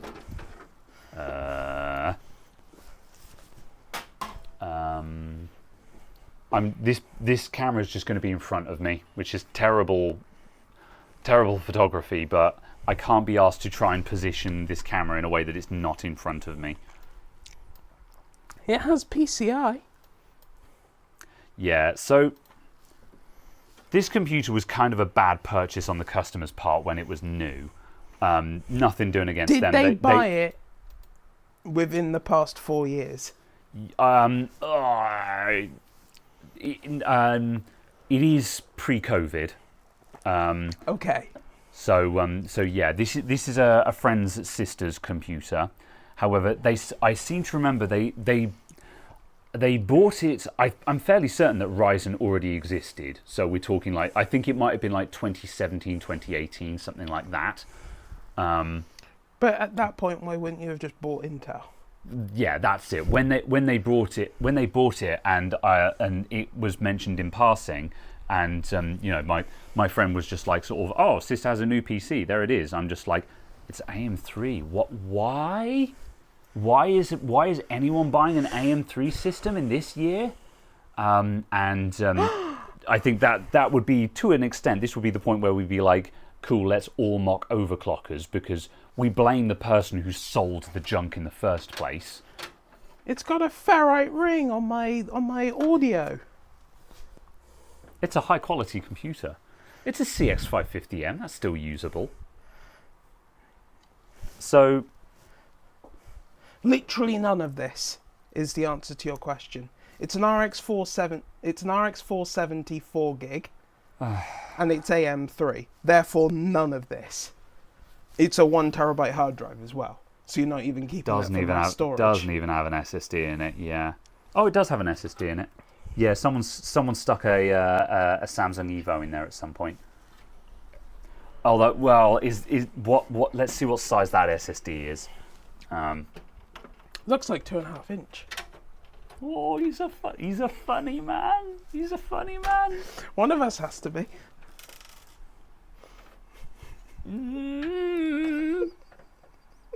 Dissearing egg. Right. Is this held in with multiple screws? Yes, oh, it is. in the back. How the hell am I going to get those out? With a little screwdriver. Oh, wait, no, that will slide out. It's fine, it's fine. That's a locking screw. And then we go forward and out. Forward and out. And out. And out. There we go. It's 250. It's a 750 Evo. Okay, well, that's not really a lot of use either. See, this is It can store a game patch. Yeah, well, this might be a bit of a non-starter because the problem we've got at this point is you could say sort of like, oh, okay, you know, we could reuse the power supply, and oh, you know, we could reuse the case. Let's pretend that we're going to reuse the case. Yeah. But the issue then is that you're going to have to replace so much of this that you may as well keep this as a complete system that some kid can install Fortnite on. Well, I don't know if this will still run Fortnite. I doubt it. Yeah. It's AM3. It's functionally e-waste. Oh yeah, I knew it was e-waste when the AM3 was new. Yeah, I knew we were definitely going to be replacing like the platform. That went without saying because it's AM3. I don't even care what CPU is in there. It's an AM3. I don't care. I have a faster CPU here. Oh wait, that's the Wi-Fi box. I have a faster CPU here. Oof. The GPU is an RX 470 4GB, which is functionally useless. So yeah. There you go, faster CPU. It's an i3 3240. Yeah. Stop! He's already dead. So. I mean, if you felt like being a bro, you could upgrade them to like 4th gen Intel. God. Let's find out what CPU this is for the lols, because I don't actually think this is going anywhere. And you could do that for not very much, because all it would cost is maybe a motherboard.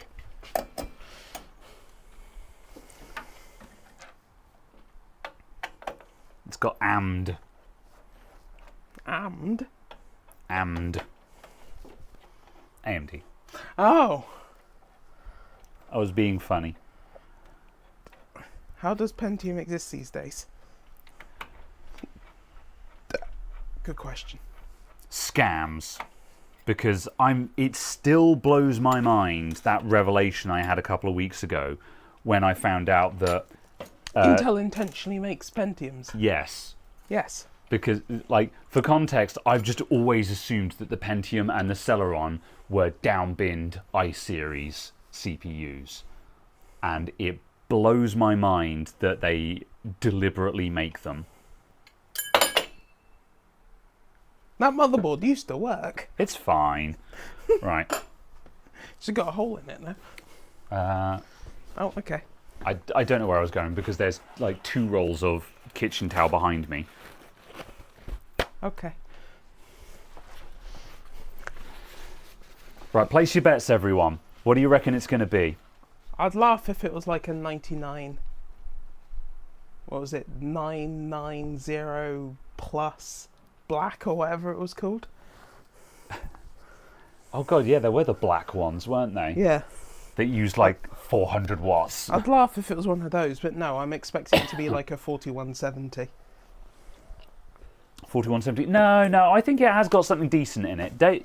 Dave Weldon says FX8320. I think it's going to be a 9000 series. I think it's going to be like a 93, whatever that one was, or something like that. Okay. I think it's going to be 9000 series. So yeah. Athlon 2X4. No, it's not that bad. All right, here we go.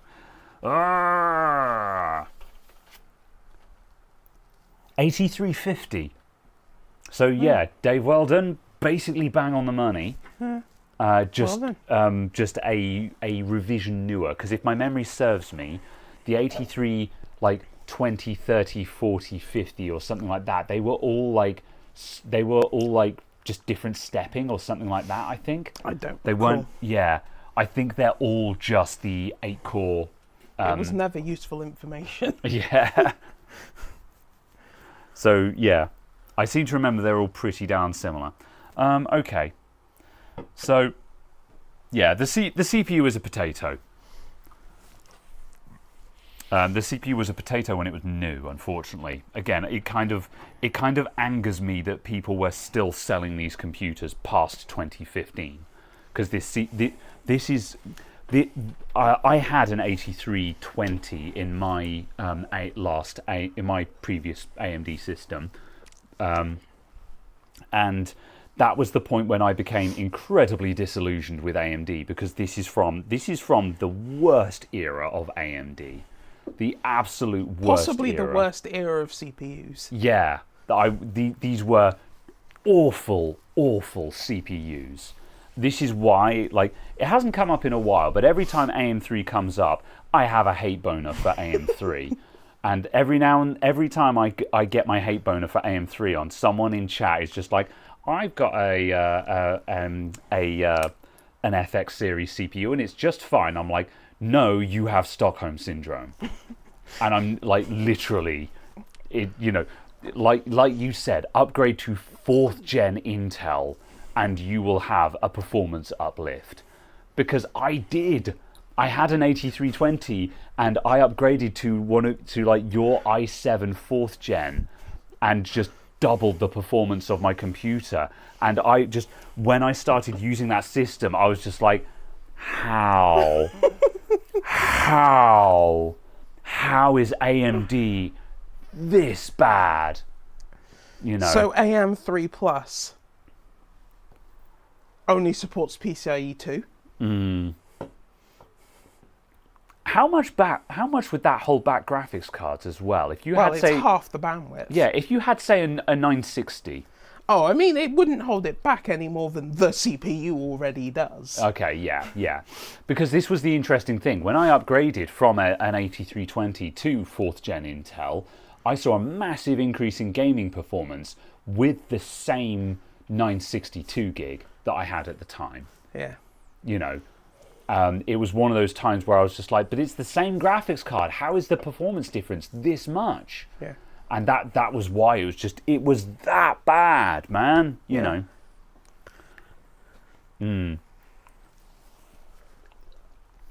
Also, just the fact they had a separate USB 3 controller. Does AM5 finally support Thunderbolt? No, because Thunderbolt is Intel CPUs only. Yeah. However, the latest chipset, the X870, Or the Thunderbolt. well, yeah, X870, is that correct? Is the newest one. Yeah. So the X870 mandates USB 4 support. So theoretically, you should have equivalent functionality. USB 4 does entail basically all the bells and whistles, doesn't it? They just don't have to be enabled because they're all alt modes. Okay, yeah. Whereas with like Thunderbolt, they have to be supported. Okay. So yeah, the latest AMD chipset will theoretically support all the same functionality that Thunderbolt will give. However, again, because it's USB 4 and everything is an alt mode, maybe, because USB is a hot mess.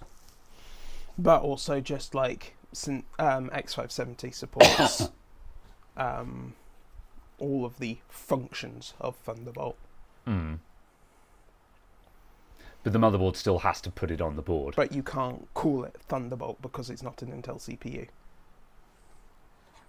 Yeah, that's fair. So you can't call it Thunderbolt unless the motherboard manufacturer buys the licensing from Intel and also supplies the add-in card for the specific Thunderbolt controller.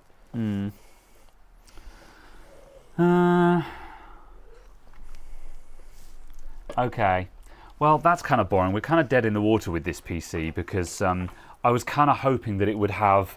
I had this mad dream that it would have like a 10 series graphics card in it, or at least a 580 in an RX 580 in it, or something like that. Well, it would also need to be an 8 gig. Yeah, as well, because then at least we could be like, okay, the graphics card is old but usable.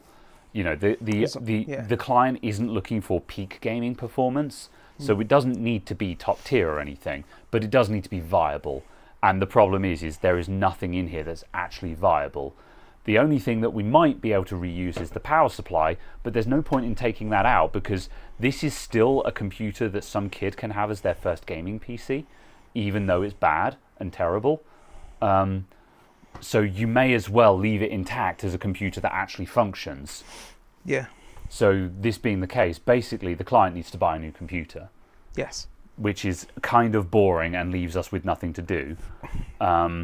Because the next thing I'm going to do is tell them to buy that computer over there. So, for your information, you were saying, oh, the graphics card is old, but it's functional. Yeah.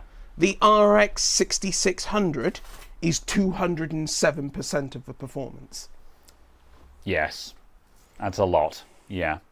The Arc A580 is 198% of the performance. Yeah. So these are not. This is not slightly slow. This is just Like I don't even think this thing would run Fortnite with modern, because of course Fortnite was a game that ran on a potato, but also it's a live service game, and it's now on UE5. Yeah, it's the main. Yeah, and is now surprisingly difficult to run. Treb and I we're testing Fortnite on his old PC that's got a 1060 in it, and we're having trouble getting 50 FPS out of it. On a 1060. Have you swapped to performance mode or whatever it's called? Which Not is yet. The alt rendering mode. We need to do that in order to then see if we can get to 50 or 60 FPS, because at the moment it's stuck down in the 30s, which as far as I'm concerned is not viable. Oh no, absolutely not. So yeah. Too many hats. Yeah.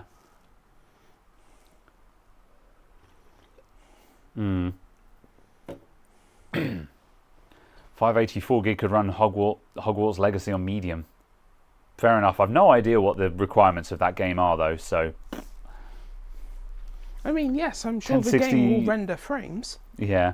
1060 with 3 gigs of RAM is going to struggle, isn't it? Yeah, the 1063 gig is basically non-viable. The 6 Anything gig... less than 8 gigs is going to be struggling in modern stuff. The 1066 gig is viable as a bottom-of-the-barrel, low-cost graphics card now. Yes. as I say, the 1066 gig is doing a really good job of staying relevant. Yeah. Also, but it is the bare minimum. Also, the 3 gig has a disabled core as well. Yeah. So it's got fewer actual so it's ROPs in it. It's actually slightly slower as well. Yeah. 1660 Super is a good budget card now. Yes, the 1660 Super comes in as being a hair faster than the 1066 gig, I believe.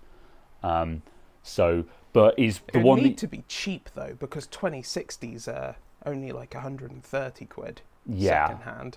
Yeah, I don't think I'd want to buy a 1660 Super these days. I think I'd want a 20 series card minimum. Even though they're the same age, it's just the fact of obviously there is a step up in performance between a 1660 Super and a 2060. Yeah. And obviously a 2060 being like 130 quid or something on eBay is like, yeah. Yeah, I'm going to stick this cooler back on.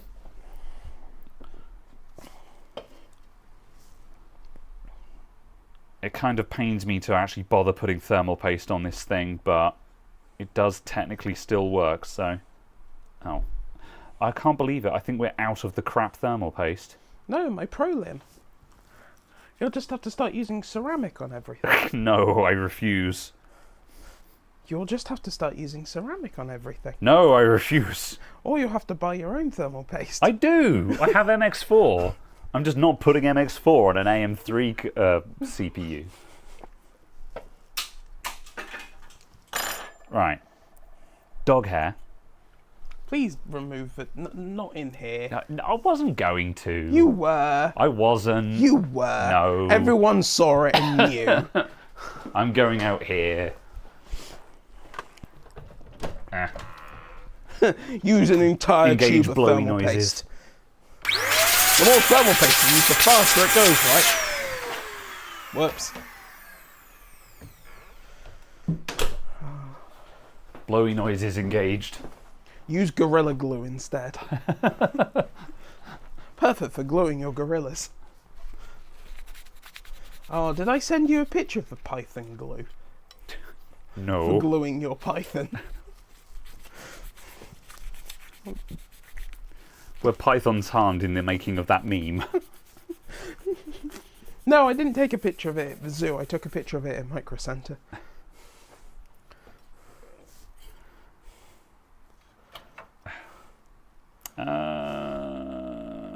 That's fine. Yes. Right in. Python glue. For gluing your Python. Okay then. Yep. That is indeed super glue. Right. Sonic. Oh, the Sonic motherboard. I think the Sonic motherboard is really cool. Yes. And I really hope ASRock continue to make like special edition motherboards like that. Yeah. Because I think they're really cool. And like next time I build a computer, I would love to have a cool motherboard like that. Yeah. The processor that makes negative sense to me. Yeah. The 8400F. The AMD APU with disabled APU. Yeah. How much is it? $160. $160? Yeah.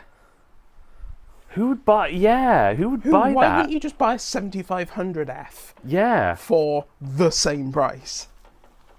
Actually, probably slightly cheaper. Yeah, the 8400F makes no sense to me. It's like, yes, I would like a CPU with no cache. Also, no graphics.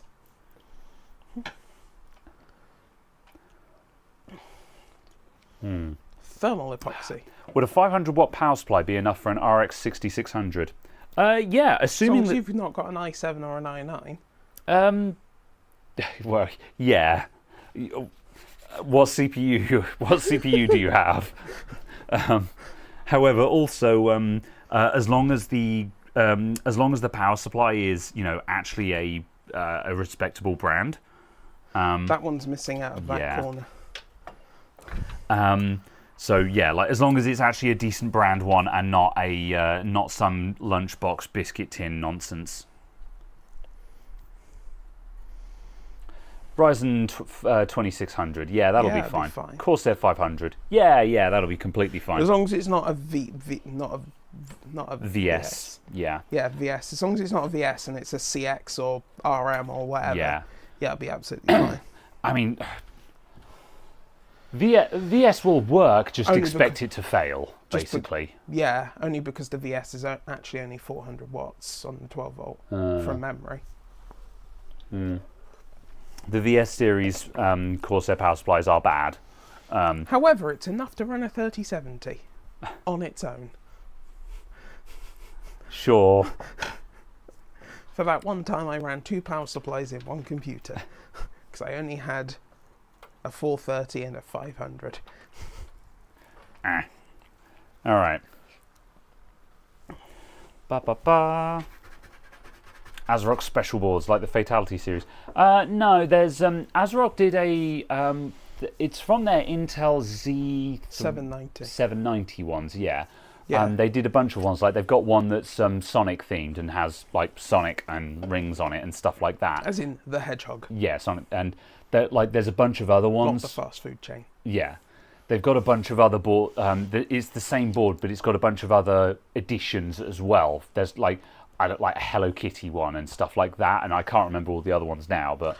I would be so on board for the Hello Kitty one with like the Yeltsin cute pet graphics. Yeah, cards. there's something along those lines. Like that motherboard is available in other themes. They did a bunch of them.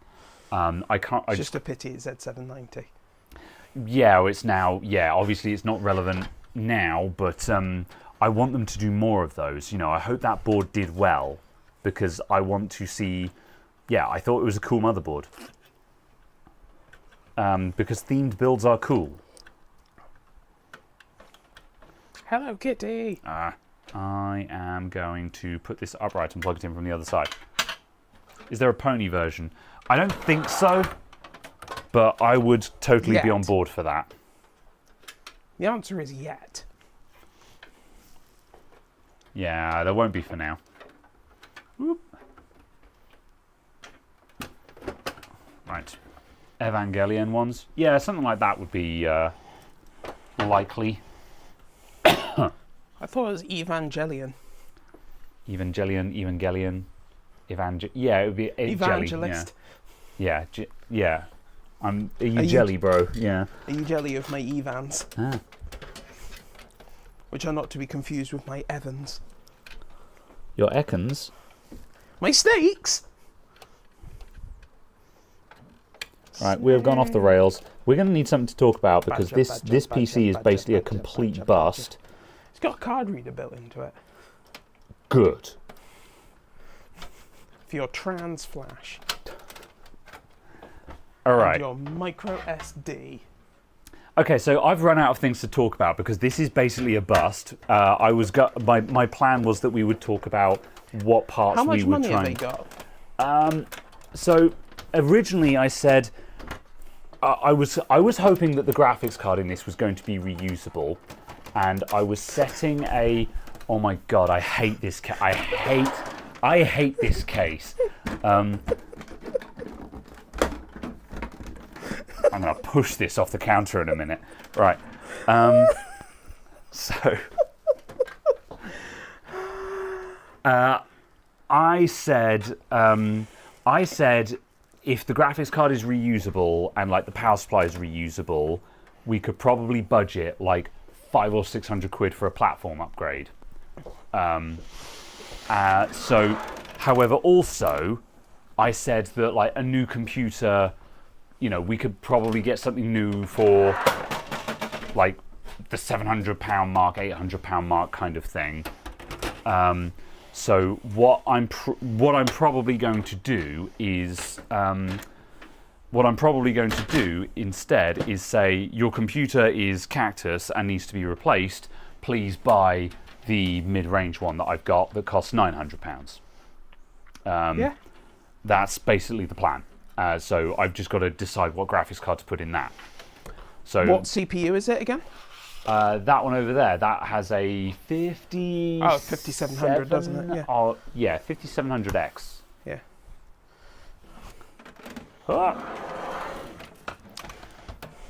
I like Japan because they've got the Hello Kitty Shinkansen. They do indeed. The Hello Kitty what? Shinkansen, the bullet train. Oh, okay. Ah, To eBay. right. Diddle, diddle, diddle. Yeah. eBay. I think I will buy a graphics card for that one because so the mid-range computer, where can I move this to?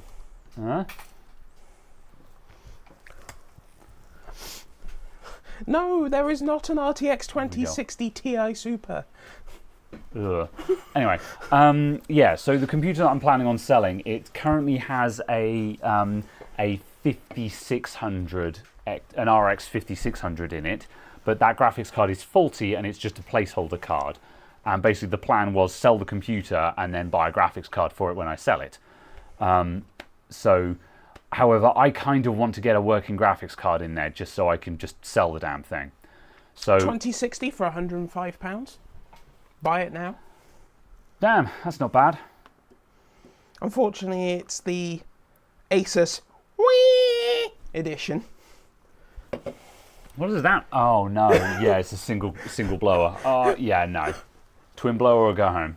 It's £105 though, Graham. Yeah, that's pretty cheap. Yeah. Okay.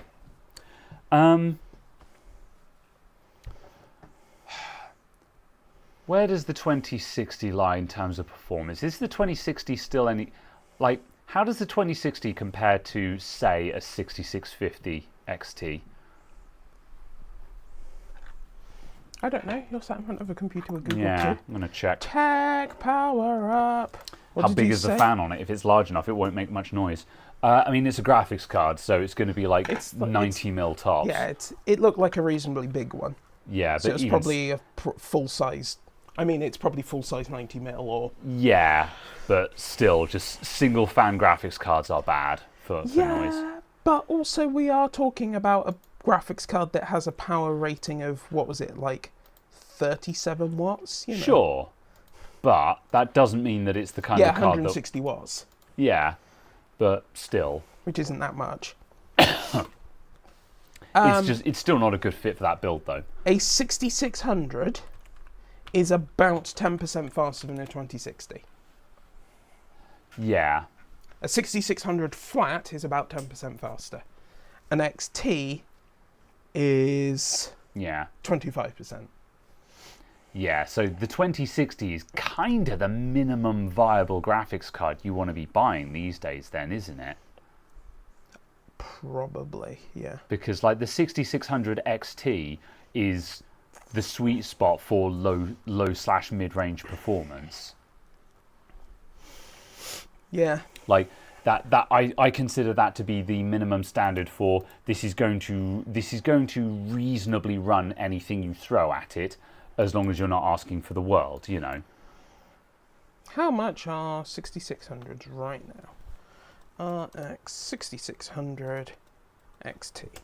Sorry, how much are XTs? 60 quid. Hold on a minute. Get a good old 1080 Ti, Nvidia's biggest mistake. The 1080 Ti has been an astonishingly good card, but it's old. And you just... It's old enough that any 1080 Ti you find is going to have a lot of hours on the clock. And I don't know, I just wouldn't trust it. They're all reaching to the point where they're X many years old.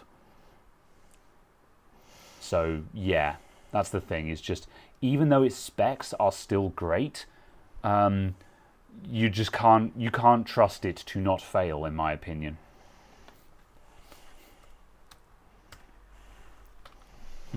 However, you were looking at about £180 for a 6600 XT. And Oh, wow. and £190 for a 6650 XT.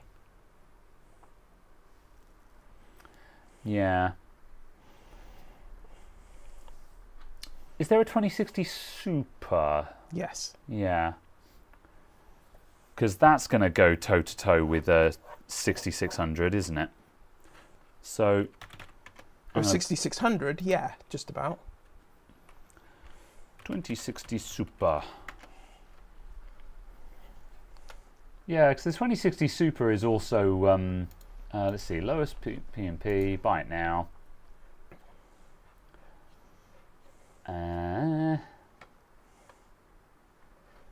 Parts only, pre-owned. 1660 Super, 2060 Super, 180. Yeah, for like £1 more, I'd rather get a 6600 XT. Agreed. Yeah. Just because the XT should be, yeah, like 10% faster. Yeah, and 6650 XT, yeah, and then again, I'd pay another £10 and get a 6650 XT. Because yeah, you can get those for £192. So. Oh, how much is a 2070? Oh, excuse me, 2070. 2070. £120. Collect it now. 140. Oh, that's a 1080. 140 for a single. Oh, that's that 2060. Oh, eBay, please. 2060. I hate it when I search for something and the results just give me something else. 5700 XT. Nah, I'd want to stick with the 6000 series or newer. Again, just to be buying stuff that's reasonably modern, basically. I don't like buying something that is more than 2 generations old. Yeah, the 5700 XT is the same is newer than the 2070. By yeah. 3 months? Yeah, I suppose. Yeah, that's fair. But yeah, basically it's a 2070 or a 5700 XT. They are very similar, or 2070 Super. 5700 XT. Yeah, the 2070 vanilla is like 170-ish. 5700 XT, 150 quid. Yeah, for a nice power colour. That's not bad. Yeah, that seems like good bang for buck. Yeah, as long as they're playing at 1080p. Yeah. If they're above 1080p, it's not good. New 7600 XTs are only 250 quid. Yeah, but they're the same performance as the 6650 XT for 190 quid. Yeah, like it's nice to have something that's brand new, but also like the system is refurbished parts anyway, so. An RX4 74GB, they won't be past 1080p. No. But obviously if they're buying a new computer, they might go, I might get new monitors. Yeah, but 1440p is the new 1080p. Yeah. But if they've got a 5700 XT, they can't go above 1080p. Yeah, that's kind of a restriction moving forward. But you'd only be pushing 1440p with a 6650 XT or faster, in my opinion. Yeah, I kind of want to put a 6650 XT in it because that's like I trust that card as a good solid mid-ranger that's not going to fall over if they start pushing it. Yeah. No, 7600 is faster than I thought it was. 7600 is like 2% faster than the 6650 XT. Fair enough. So, yeah. So, okay, so 7600 XT. Yeah. Oh, excuse me. Yeah. There's got to be some better pricing than that. Good lord, that seems awful. Right, 7600 XT at £250. I don't know where you're seeing that, Scotty Doggy, because on eBay they're like 330, 340. 250 quid, you're dreaming as far as I can tell. Oh yeah, 290. 285 is the lowest I can find. Here, quickly, Power Color Fighter. On overclockers. From Amazon.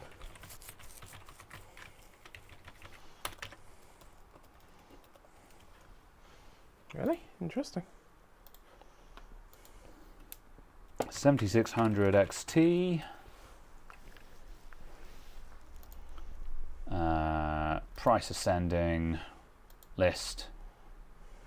7600 XT. Cheapest price on Overclockers UK is £330.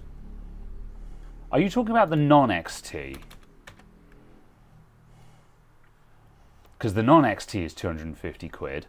Yeah, the non-XT is 250 quid. How does the non-XT compare versus the 6650 XT? The non-XT is the same speed as the XT. 6650 XT is the same speed as the 7600. Okay, yeah, right, yeah. That and the 6650 are functionally the same. Yeah, fair enough. So 250 quid for a 7600 non-XT, that gives us the equivalent performance of a 6650 XT. Yeah. So that gives us something that is brand new. So 250 quid is brand new. Then then if we go for a 6650 XT, we could pick up a pre-owned Asus one for £192.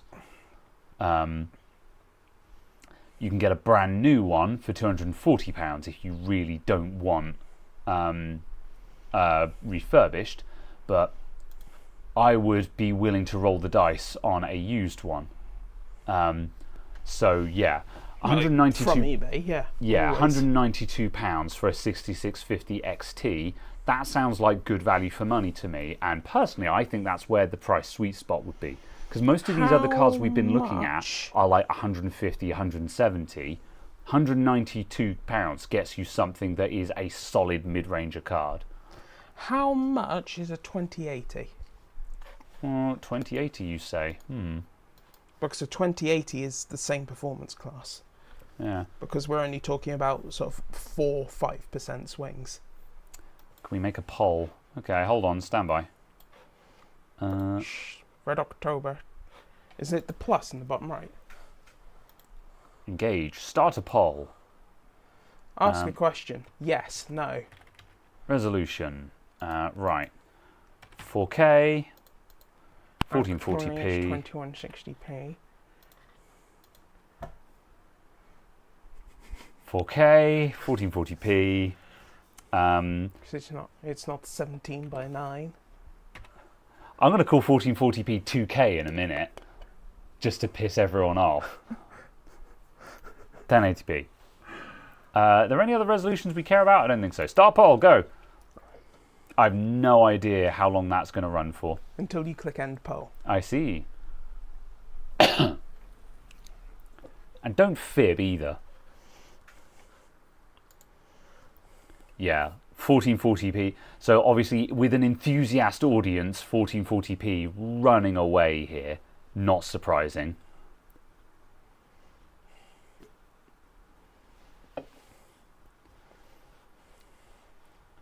I like how the votes go up and down drastically. Like, it will go 45 votes, 40 votes, 47 votes, 39 votes.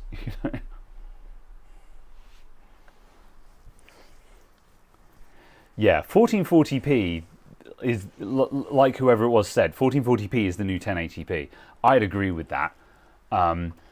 There are folks out there that are still running 1080p and they're still targeting that. That's fine, power to them, but really, most people these days are running 27-inch 1440p panels. I think that I think is what you should be targeting these days. Because even if you have a 1080p panel now, your next monitor is going to be 1440p. Yeah. No one is replacing their 1080p panel with another 1080p panel. Yeah, the only people who would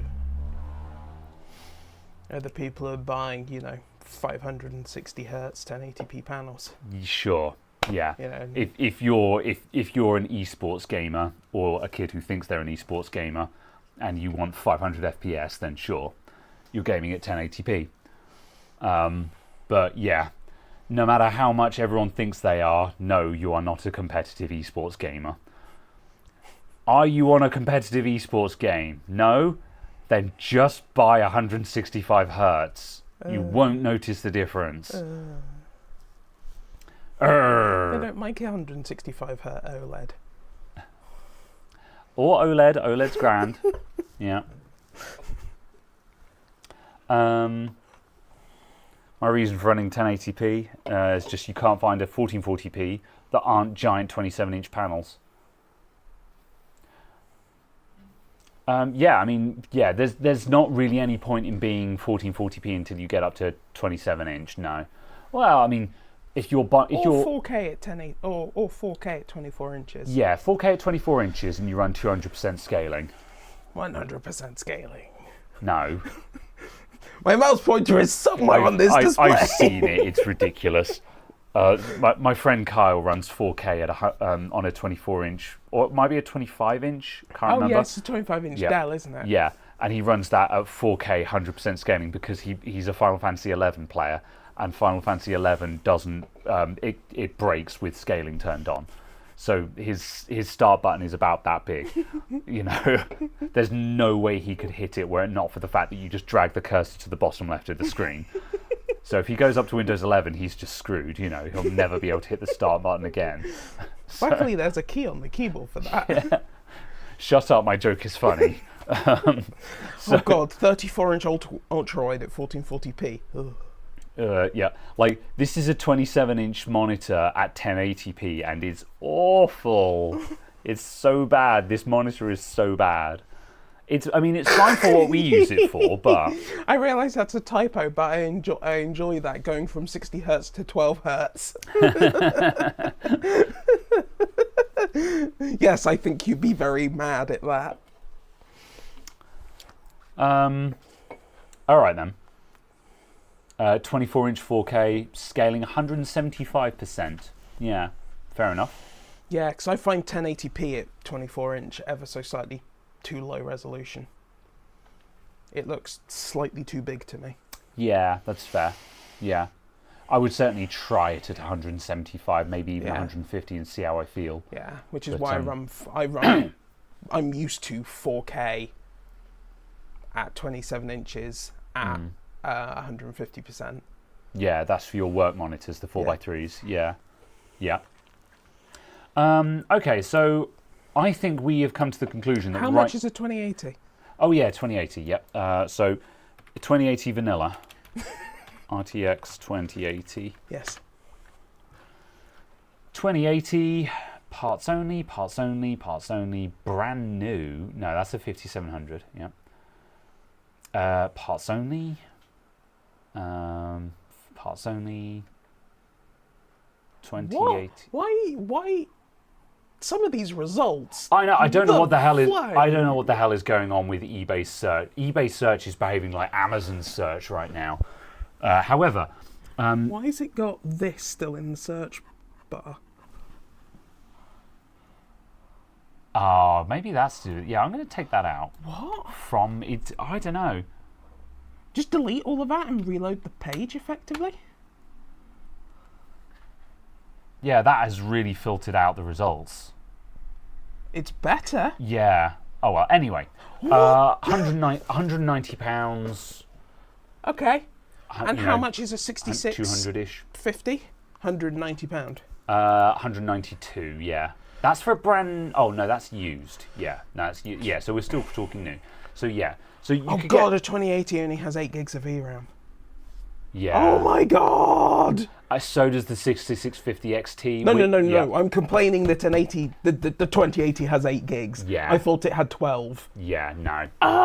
Or 11. The question is, how much faster is the 2080 versus a 6650 XT? Like we're not going to get more than 8 gigs of VRAM for the price budget that we're looking at. What? Hold on. 6650 XT versus 2080. It's 2%. The swing is 2% in the 2080's favour. Really? 2%. Man, the 2080 just wasn't very good. No. Like the Ti and the Supers are probably better, but the 2080 vanilla just wasn't very good, was it? 176. 6700 non-XT. 176. 6700. Oh yeah. Also, you're saving power by Yeah. going for the 6650. Yeah, yeah. 6700. Lowest price P&P. Buy it now. Is there a 6700 non-XT? I thought there was only an XT. I'm not seeing any non-XT results. As far as I'm aware, no, there was not a non-XT. Yeah. The 6700 XT, which is a 12 gig card, there is the cheapest one on eBay. I'll read description. That means it's going to be faulty. So, 250 quid. God. Yeah. So 250 quid. That gets you 12 gigs of VRAM. How much is a 2080 Super? If I were buying a second-hand graphics card right now, I would find that very, very compelling. What, the 6700? Yeah, 6700 XT, because you get 12 gigs of VRAM. I think that's a very, very... There is a non-XT, apparently. It's a 10 gig card that went to OEM/miners. Yeah, okay. Well, there's none on eBay UK then. Yeah, I was also going to say that Tech Power Up's GPU database doesn't have it either. Yeah. Which is why I was just like, is there one? I don't think so. Yeah. Yeah, Kiki upgradable is not really viable because you've got to pay someone to upgrade it. And if you're the kind of person that is capable of doing the upgrades, you're probably not really worrying about how much stuff costs. I know what we need to do. Send it to Mueso. No. Yes. No, I'm not going to inflict this on him. Finest VRAM, folded 1,000 times. Hello, Muerto. Here's an FX 8350. Could you upgrade this to a Ryzen for me, please? Just swap out the chips, the die on there for something else.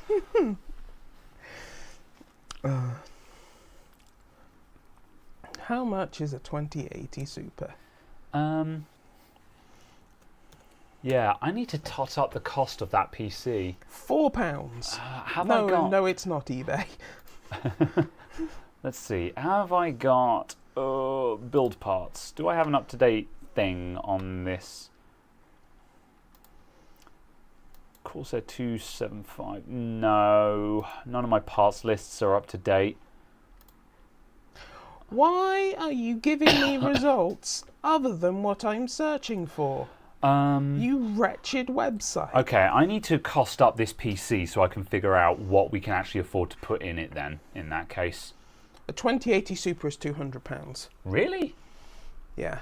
That seems pretty good bang for buck. Although it's still an 8 gig card though, Still isn't an it? 8 gig card. Yeah. But still, that sounds... the 2080... How much is a 66? Did you say 2080 Super? Yes. Yeah. How much was the 6650 that we found? 192. So, like, assuming that the 2080 Super is going to slap a 6650 XT... It is 7% faster. Jesus, the 2080 is bad. In fact, just the 20 series is just bad. Well, Like, I know it's getting on. I know I'm being on... I had it in my head, because, like, I had a 2070 Super in the shop for ages, and I thought it was a really good card. It's slower than a 6650 XT. Yeah. Well, you know, I think I've just been unfair on the 6650 XT. I think the 6650 XT is way better than I give it any credit for. Yeah. I think that's what's going on here. Because like, I had a 2070 Super, and I was like, yeah, this is a great card, because I played a lot of Satisfactory on it, and Satisfactory is a heavy game. Yeah. I played a lot of Satisfactory on it and had a great time. So I had it in my head that like 2070 Super, 2080, great performance. And being told that a 6650 XT will quite happily give both those cards a bloody nose is really depressing. But also great, you know. Yeah. I think the cheapest option for more VRAM is the 6700 XT. Yeah, that 6700 XT with the 12 gigs of VRAM at 250 quid. Yeah, That's a very compelling option because that's going to be a really quick card with a decent amount of VRAM. It's just a question on whether that can, like, if I were buying a card for me, if I was speccing that PC for me, I would go and buy a 6700 XT. But the problem is, I don't know if I put that in there, that might blow that computer up to $1,000, which is not what the client is ready to fork out for. Well, yeah, it's going because it's plus it's an AM4 system with a 5700X in it. I'm not sure if I want to blow that computer up to $1,000 with a 5700X in it. Yeah. Given that, if you excuse what the thing looks like, you could get a 2060 for 105. I'm not willing to do that. So you can take £100 off of that. Yeah. Straight away, kind of thing. Sure. Right, I need to top this up. So hang on a minute. Do you say it was a 5700X CPU? Yes. Although I'm going to just double check. I'm just going to double check that it doesn't have a 3700X in it or something bonkers like that.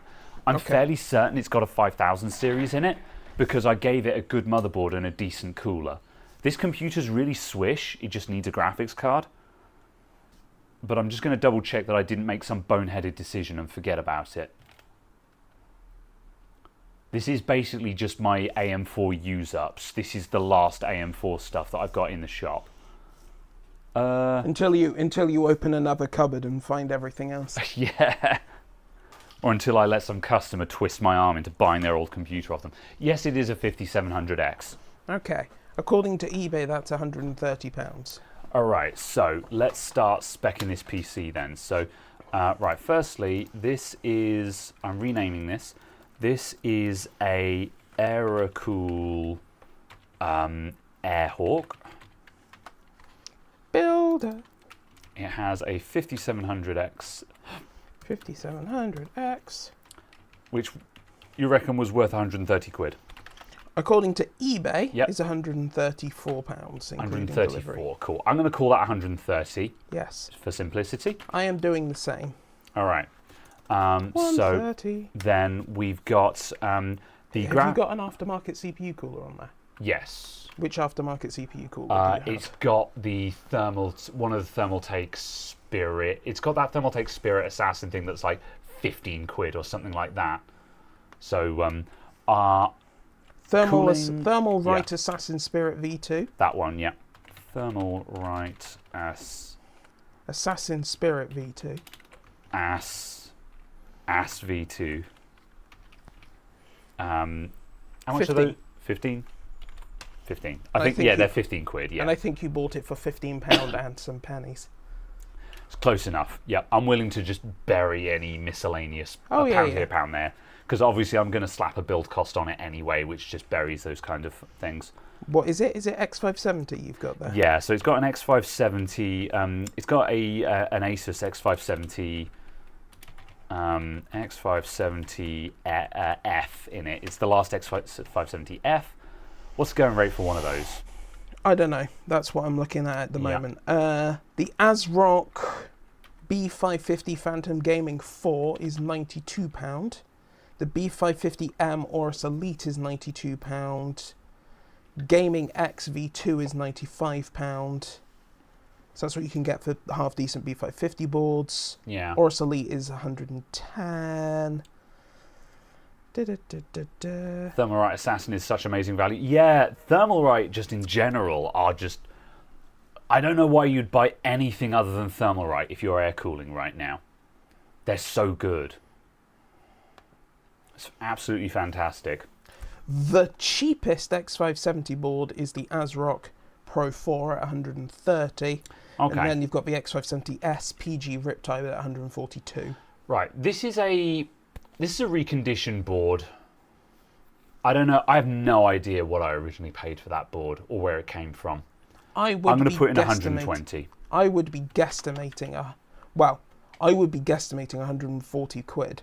Just because that's how much the Riptide is. Yeah. All right. Well, let's put in 140 and see how much that destroys the price.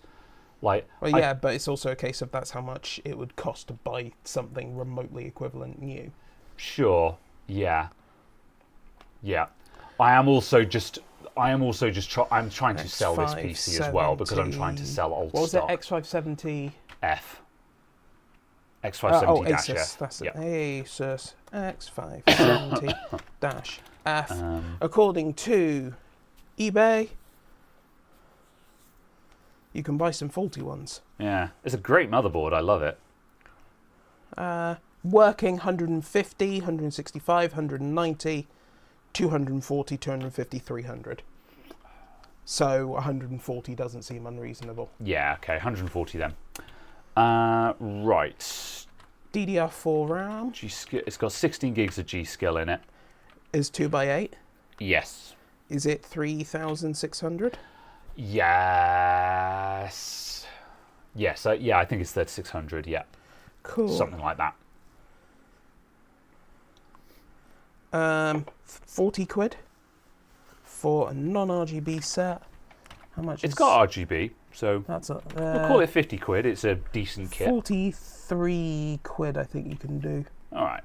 Okay, I tell you what, I'll put it at 40. Yeah, I'm just looking at what you can Yeah. do. Yeah.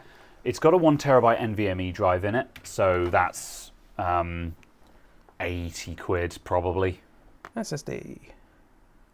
No, less than that. 65 for a terabyte SSD right now, I'd say. Yeah. Cheapest of any brand, 50 quid. Yeah. No, you're right. Crucial yeah, 'cause we've got- P3, £57. Yeah. I think it has a P3 in it.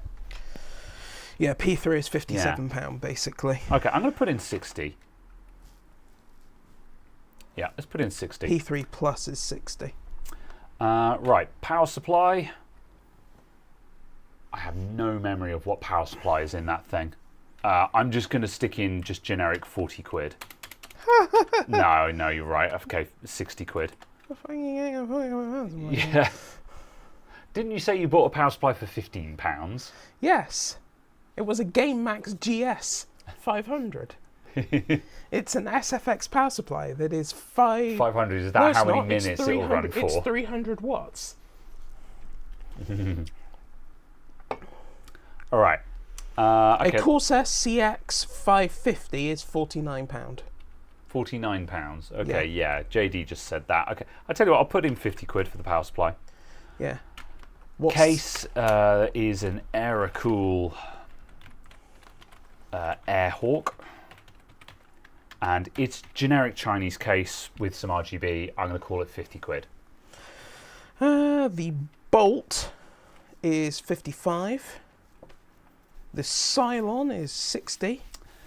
GameMax power supplies, they're decent. Their gold rated power supplies are completely fine.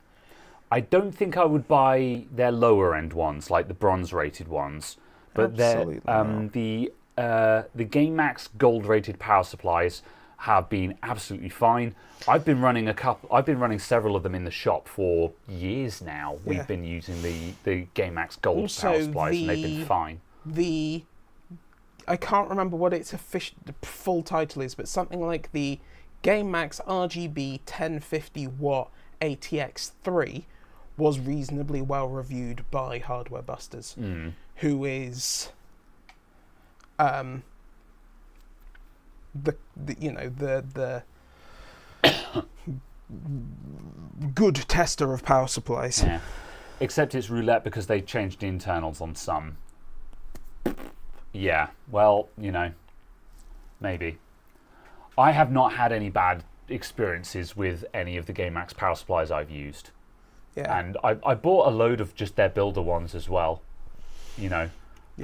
I'm not saying they're all stellar or anything like that, but I've not had any problems with GameMax power supplies. So They're all solidly fine. Yeah. Okay. Well, so Sans graphics card, that puts us at 485. So if we said we had 250 quid to spend on a graphics card, that would put us at 735. So I could sell. I'd want like 830, 820. That's a round number. What? Sell price. Oh, I guess maybe. I Yeah. mean, I would So- drop the graphics card. Yeah, well, that's the thing is, we could put in that would be with the 6700 XT in there with the 12 gig. Yeah. That gives us a nice graphics card as well, and that would give us 435 cost, 820 sell. And that 820, I've just plucked that number out of thin air because 835 is kind of arbitrary, but 800 is kind of too low. Yeah. 800 brings me down to 60 quid profit, but also 800 at 60 quid profit, that also means I've actually sold the computer. Most of this stuff is dead stock that I want to get rid of. So like, I'm not super fussed about profit. My interest is getting rid of stock at the moment as well. So I could say 820 with a mind to drop to 800 if I think if I think that'll nail the sell. Yeah, the other comment is where it's obviously just a fact of they could save money by dropping the graphics card if they wanted to. Yeah, so that would be, so let's put that in with the 6700 XT. RX 6700 XT. And then the other option then would be, so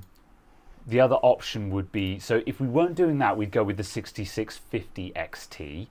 And that would knock 50 quid out, basically. Yeah, that would knock 50 quid out of it, which would get us down to 7.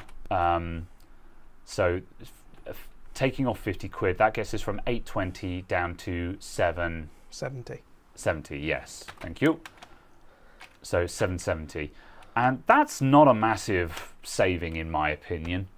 I would personally pay the extra 50 quid, but it does get it to sub 800. Yeah. And if they were looking to spend 700, 770 is an awful lot more palatable if they were budgeting 700 quid. Yeah. So, yeah. So I think what I need to do is get on the blower to the customer on Tuesday morning and say, here's what I can do, how much money have you got, because that dictates what graphics card I will buy for this computer. Yeah. Have I thought about selling PC parts online? Absolutely not, because I wouldn't make any money on that. Because if you want to buy parts, you go to eBay or Amazon. So there's no money in retail. Yeah, but selling the parts that you have just on eBay, some of them are probably worth selling on there. You know, some of the MacBook screens and things like that you've got. Oh yes. I actually plan to do that soon because and the random other doodads and things and jiggles. I want to buy a MacBook Pro M1 for the shop. Yeah. And to justify that, I'm going to sell my 2014. So I'm probably going to sell. I need to check. In fact, I'll do that while I'm here. Plus, also the shelf of Macs down there. They're all worthless on the shelf. It's all junk. Are they even not worth it for selling the screens? Probably not. I mean, I'll have to have a look at some point just to double check, but they're all. Because I thought the screens had stayed stupidly high. Mate, I should probably double check because there's probably some idiots out there that are like, yes, I want to replace the screen on my 2012 MacBook. Yeah. Yes, I'm going to spend £100 to fix up my 12-year-old laptop. And like, if they want to do that, then fine, I'll take their money. But yeah. If you've got a CEX, bring it there. 19 cash or 28 quid voucher. That's not an awful idea to rock up at CEX with all of my e-waste and walk away with a tenner in my pocket. Sell your car. Yeah, I should, unironically. Okay, right. Okay, so MacBook Pro 2014. Or you could just ignore what I typed in. Thanks, eBay search. MacBook Pro 2014. What are you worth? Parts only, parts only, parts only. Pre-owned, £100. 13.3. Oh yeah, of course they are. I'm so used to seeing 14-inch laptops. If I had a component fixed shop, I'd 100% sell soldering irons and soldering other items locally. Yeah, I don't believe in doing that though. You know, most of the stuff that Northbridge Fix sells is just stuff that you could just buy cheaper from other places. You know. Oh, wild. Rossmann Group got away with it because Rossmann Group was selling components that were actually difficult to find. Northbridge Fix, you know, like selling a soldering iron, I'm just like, no, you go to pine64.com and you buy a pine sill. So, yeah. North Cringe Fox. Oh, oof. Okay, right. So, yeah, my 2014 laptop is worth £100. That's extremely depressing, but yeah, about what I'd expect. How much is the screen worth, and are they selling? Screen. Screen alone, faulty. Grade A. Screen alone is worth 65 quid. 60 to 70 quid. So the screen is got potential value. And are they selling? Sold items. And sort by ended recently. 20th July, 18th July, 18th July, 18th July. So yeah, the screens are selling. And they're, yeah. So if I sold MacBook Pro 2014 chassis, I don't think anyone's buying chassis. I think I'd probably sell it as a complete laptop. What bit are you looking at? Just this shadow. Oh, it's a shadow. Yeah. It looked like it had been folded in 5. It looked like someone had just put their fist through it and then sold it for 8 quid. I was like, the hell is going on here? Yeah. So I think my 2014, I'd sell that for 100 quid, which isn't a lot. Like, part of me is tempted to say it's worth more to me as a functional laptop than 100 quid is. You know, like if someone said, would you like a fully functional MacBook or £100? Is it fully functional? Yeah, Can it it is. run a version of macOS that's within the last 5 versions? I don't know about that, but like I still use it. The only reason why I want to replace it is I need a Mac that's capable of doing DFU mode. That's the only reason, because the other day I successfully recovered a MacBook that was firmware bricked, and I recovered it using DFU mode. And I had to use another customer laptop to do that. And I was like, okay, this is a valid repair strategy. I need the equipment to be able to do this. This is the second time I've seen this as a possible repair, and the first time I've actually successfully done it. This will come up again, basically. Yeah. So yeah. So yeah, that's the thing. So that's why I want to buy another one. But the 2014 works just fine. Does it have 3D accelerated desktop? I guess. However, if you try and run YouTube on it, then you will put the CPU at about 70% utilization. So yeah, same issue as your laptop has. You know, it's the same issue that your laptop has. But again, though, would you sell that for 100 quid, or would you keep it because it's a functional MacBook? No, I probably wouldn't sell it for 100 quid. I'd probably give it away to someone. See what I mean? There comes a point where a device drops in value where it's worth more as its material than its monetary value, you know. So, yeah, like, that's the problem. £100 is low enough that I'm like, I'd rather have another working MacBook. But you've already got one. But you'll have one, and you'll have the Mac out the front. Yeah. So you already have 2 working Macs. So I guess its value is 0. Yeah. So I may as well sell it and just get 100 quid off the cost of my. Like if I get 100 quid, that means that I could buy a MacBook Pro M1 instead of a MacBook Air M1. Yeah, basically. So, yeah. Because like the only important thing to me is that it has Apple Silicon in it. Everything else is irrelevant. I don't care what the rest of the specs are. It just needs to be Apple Silicon, because that guarantees that it has decent software support for a while. Because I think it will be a while before any of the Apple Silicon ones lose any kind of macOS support. Yeah. I can't imagine it being a while. Used M1 Mac Mini? No, I want it to be a laptop. The convenience of being able to pick it up and move it around is too high.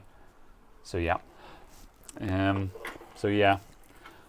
What would you recommend as a Ryzen upgrade for AM4? Currently have 1700X. What motherboard do you have? 3600, 5600, 57X3D. Yeah. Depending on how much you want to spend. That's it. Like as high as the motherboard will go, basically. The problem is if you have a 1700X, then you might have an X270 motherboard or something like that. So support is going to be a bit. Yeah, but the 3600 will definitely be supported on it. Yeah. Manco Hobby says, I'll give you 80 quid for it. Maybe. Have to be cash. And only the crispest of freshly printed fivers. 80 quid and you pay postage and you got a deal. Go for a Clevo, but a Clevo doesn't run macOS and doesn't have DFU mode for broken Macs. Yeah. Therefore, it fails in the function that it's being purchased for. Yeah, I was going to say, just to be clear, this is for DFU Mac recovery. It must be an Apple Mac laptop with Apple Silicon. Def Gamer says, I've got an X470. Yeah. Basically, how much money you got, basically. 57. Any of the ones that JD just listed, 3600, 5600, 5700 X3D, in that order. The higher you go, the more it'll cost. 5700 X3D is arguably the ultimate CPU for gaming on that platform. Yeah. But with an X470, you could basically run any chip you want in that, so that'll be great. What percentage does eBay take? It's about 12%. Yeah, something like that. Yeah, like if Man Cave Hobbies wants to give me 80 quid plus 15 quid delivery, so 95 quid delivered, and that's a done deal with a charger and clean OS. Charger balls.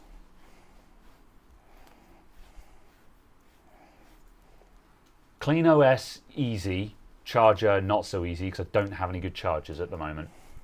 I will. How much is a charger? I'd forgotten I don't have any good MagSafe 2 chargers at the moment. MagSafe 2 charger.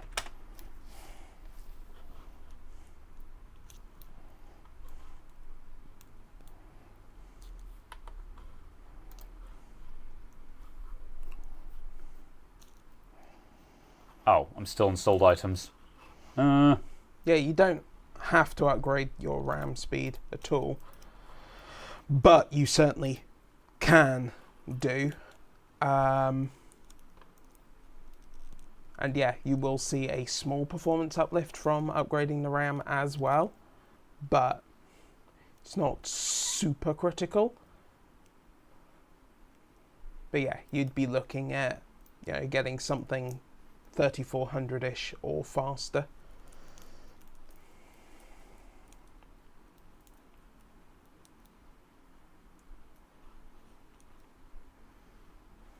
Three.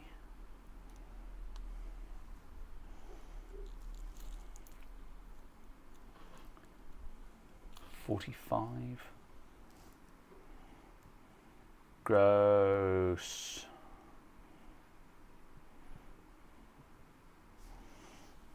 No you? Yeah. 45 watts. Scroll up. What did you spot? Did that not say 85 there? Yeah, that's the third party one though. So it'll be crap. It'll weigh about 2 grams and last about 2 minutes before exploding. I mean, if you're selling it on eBay. Well, I'm trying to sell it to Man Cave Hobbies at the moment. Yeah. Yeah, drop me an email, Man Cave. drop me an email and we'll talk. I don't have a charger for it, so might need to make me an offer on that. I had forgotten that I do not have a good charger for it. Have you got any MagSafe 2 chargers at all? Yes, but they all have knackered cables on them. So. Well, no, it was just in case I wondered if you're in the situation where you're just like, oh, I literally have none. I have a mistake. I've got a genuine one that has a knackered cable on it, like knackered to the. It's not just worn out. It's like no, you cannot sell that charger. That's not acceptable. And when I use that one, I use my Type-C adapter with it. Yeah. So, yeah. Order a new cable, resolder. I might be able... Yeah, that might be an option, actually. Do I have any of those? You know what? I think I do. Hold on.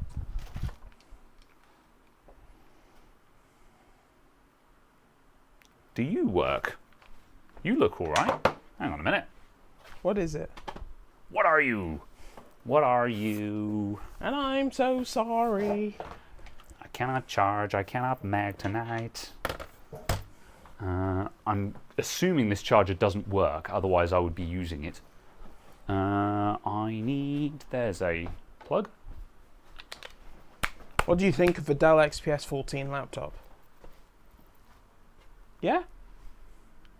I quite like them. I'm not willing to pay the prices of them, but no. I greatly like them. Yeah, that's my problem with most laptops these days. They look jolly nice, but then I see the price tag and I'm like, okay, never mind. Yeah, I look at the price tag and then I see like a Dell, what was it, 5300 or 5350 is like £200. I'm just like, ah. I have a working charger. Yep. So yeah, it's a lot of money. Yep, I have a working charger for it. That is missing a clip, but that's okay. The cable is in good condition. If you give it a bit of a jiggle, does it stop working? Nope. That's actually in great condition. I don't know why I hadn't spotted this. Yeah, that's in great condition. I must have lost this one and now I've refound it. It's grubby, but it'll clean up. That's no problem. I was lost. I am now found. Yeah. Huzzah! All right. Yeah, Man Cave, drop me an email. I'll check my emails this weekend. And yeah, if you want, 95 quid delivered with a charger, and it's yours. I've got a horrible feeling. I think it's got 120 gigs storage in it. I'll see if I've got. Might be 120 gig. I'll see if I can find a 250 gig SSD for it.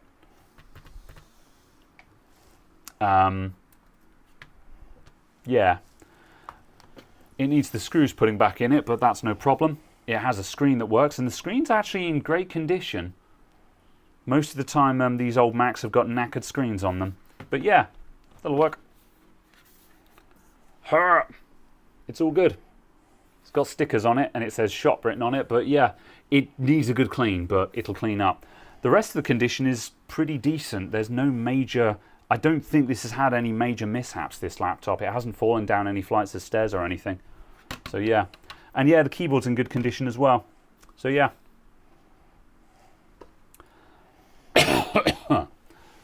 Yes, I've got a elusive late 2012 Retina MacBook. The MacBook that doesn't exist. The MacBook that, through software updates, magically became a 2013. This is running Catalina, Arnold, although I'm not sure why. I'm fairly certain it will run big software update. Yeah, it will run Big Sur. It's asking me to do a Big Sur update. I've no idea why I have Catalina on this. It's just not been upgraded. So yeah, I will reformat it and stick Big Sur on it. Whoop.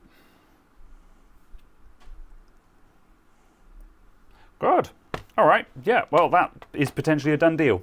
So that puts near as makes no difference 100 quid in my pocket, yeah, that puts money in my pocket, and then it means that I can go and buy an M1 MacBook Pro, because the going rate for those is about $450 or so. They're not massively expensive, and that will get me something that I can trust to be a DFU laptop. Oh, this heckin' Ryzen sticker's going to give me grief to take off as well. Damn it, Si. Where will I find your email? info@adamantit.co.uk.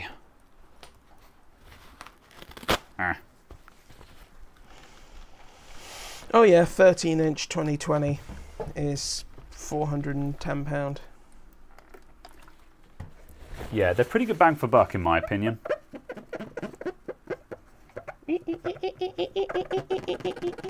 Squeaky, squeaky.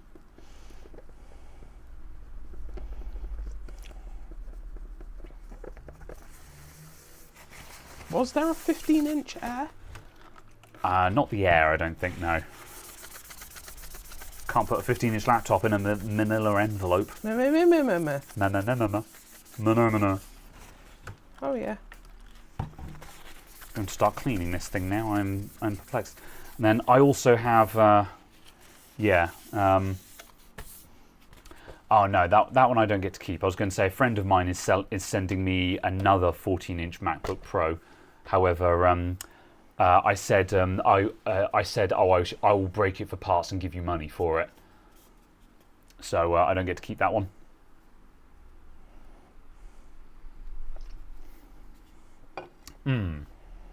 Right. Am I planning on selling merch? Yeah, merch is really close actually. I've designed the logo t-shirts, and I have an idea for other t-shirts, but we didn't get around to doing that today just because it's been a weird podcast of chatting, and now we've suddenly slowed down, and we are coming up to the 3-hour marker. So I'm probably going to remark on the level of enjoyment I have had of this conversation in a specific language. But yes. They've been ready for like a month at this point. Yeah, my excuse is that I've been sick. I haven't been doing a lot of anything for the past 2 weeks because I've been sick. I've been ill. Get off my case. I haven't been doing a lot of anything. No. I've just been surviving.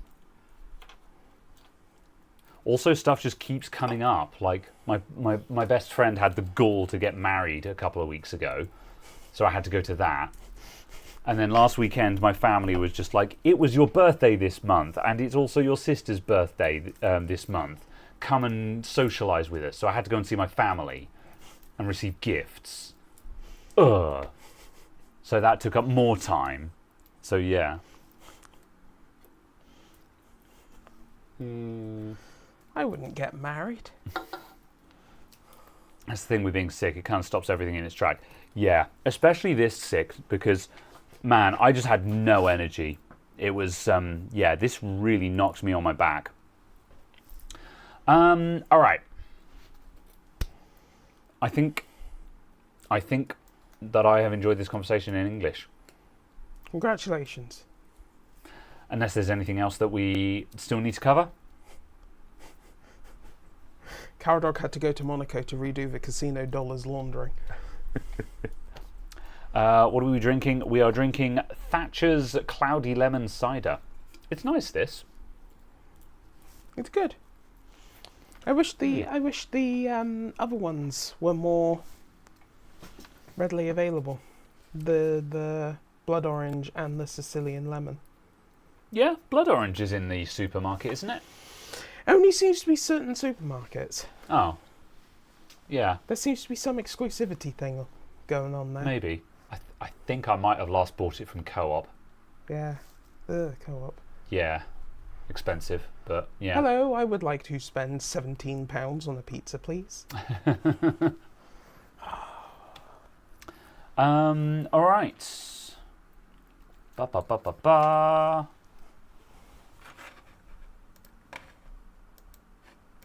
We're done. Oh, goodbye.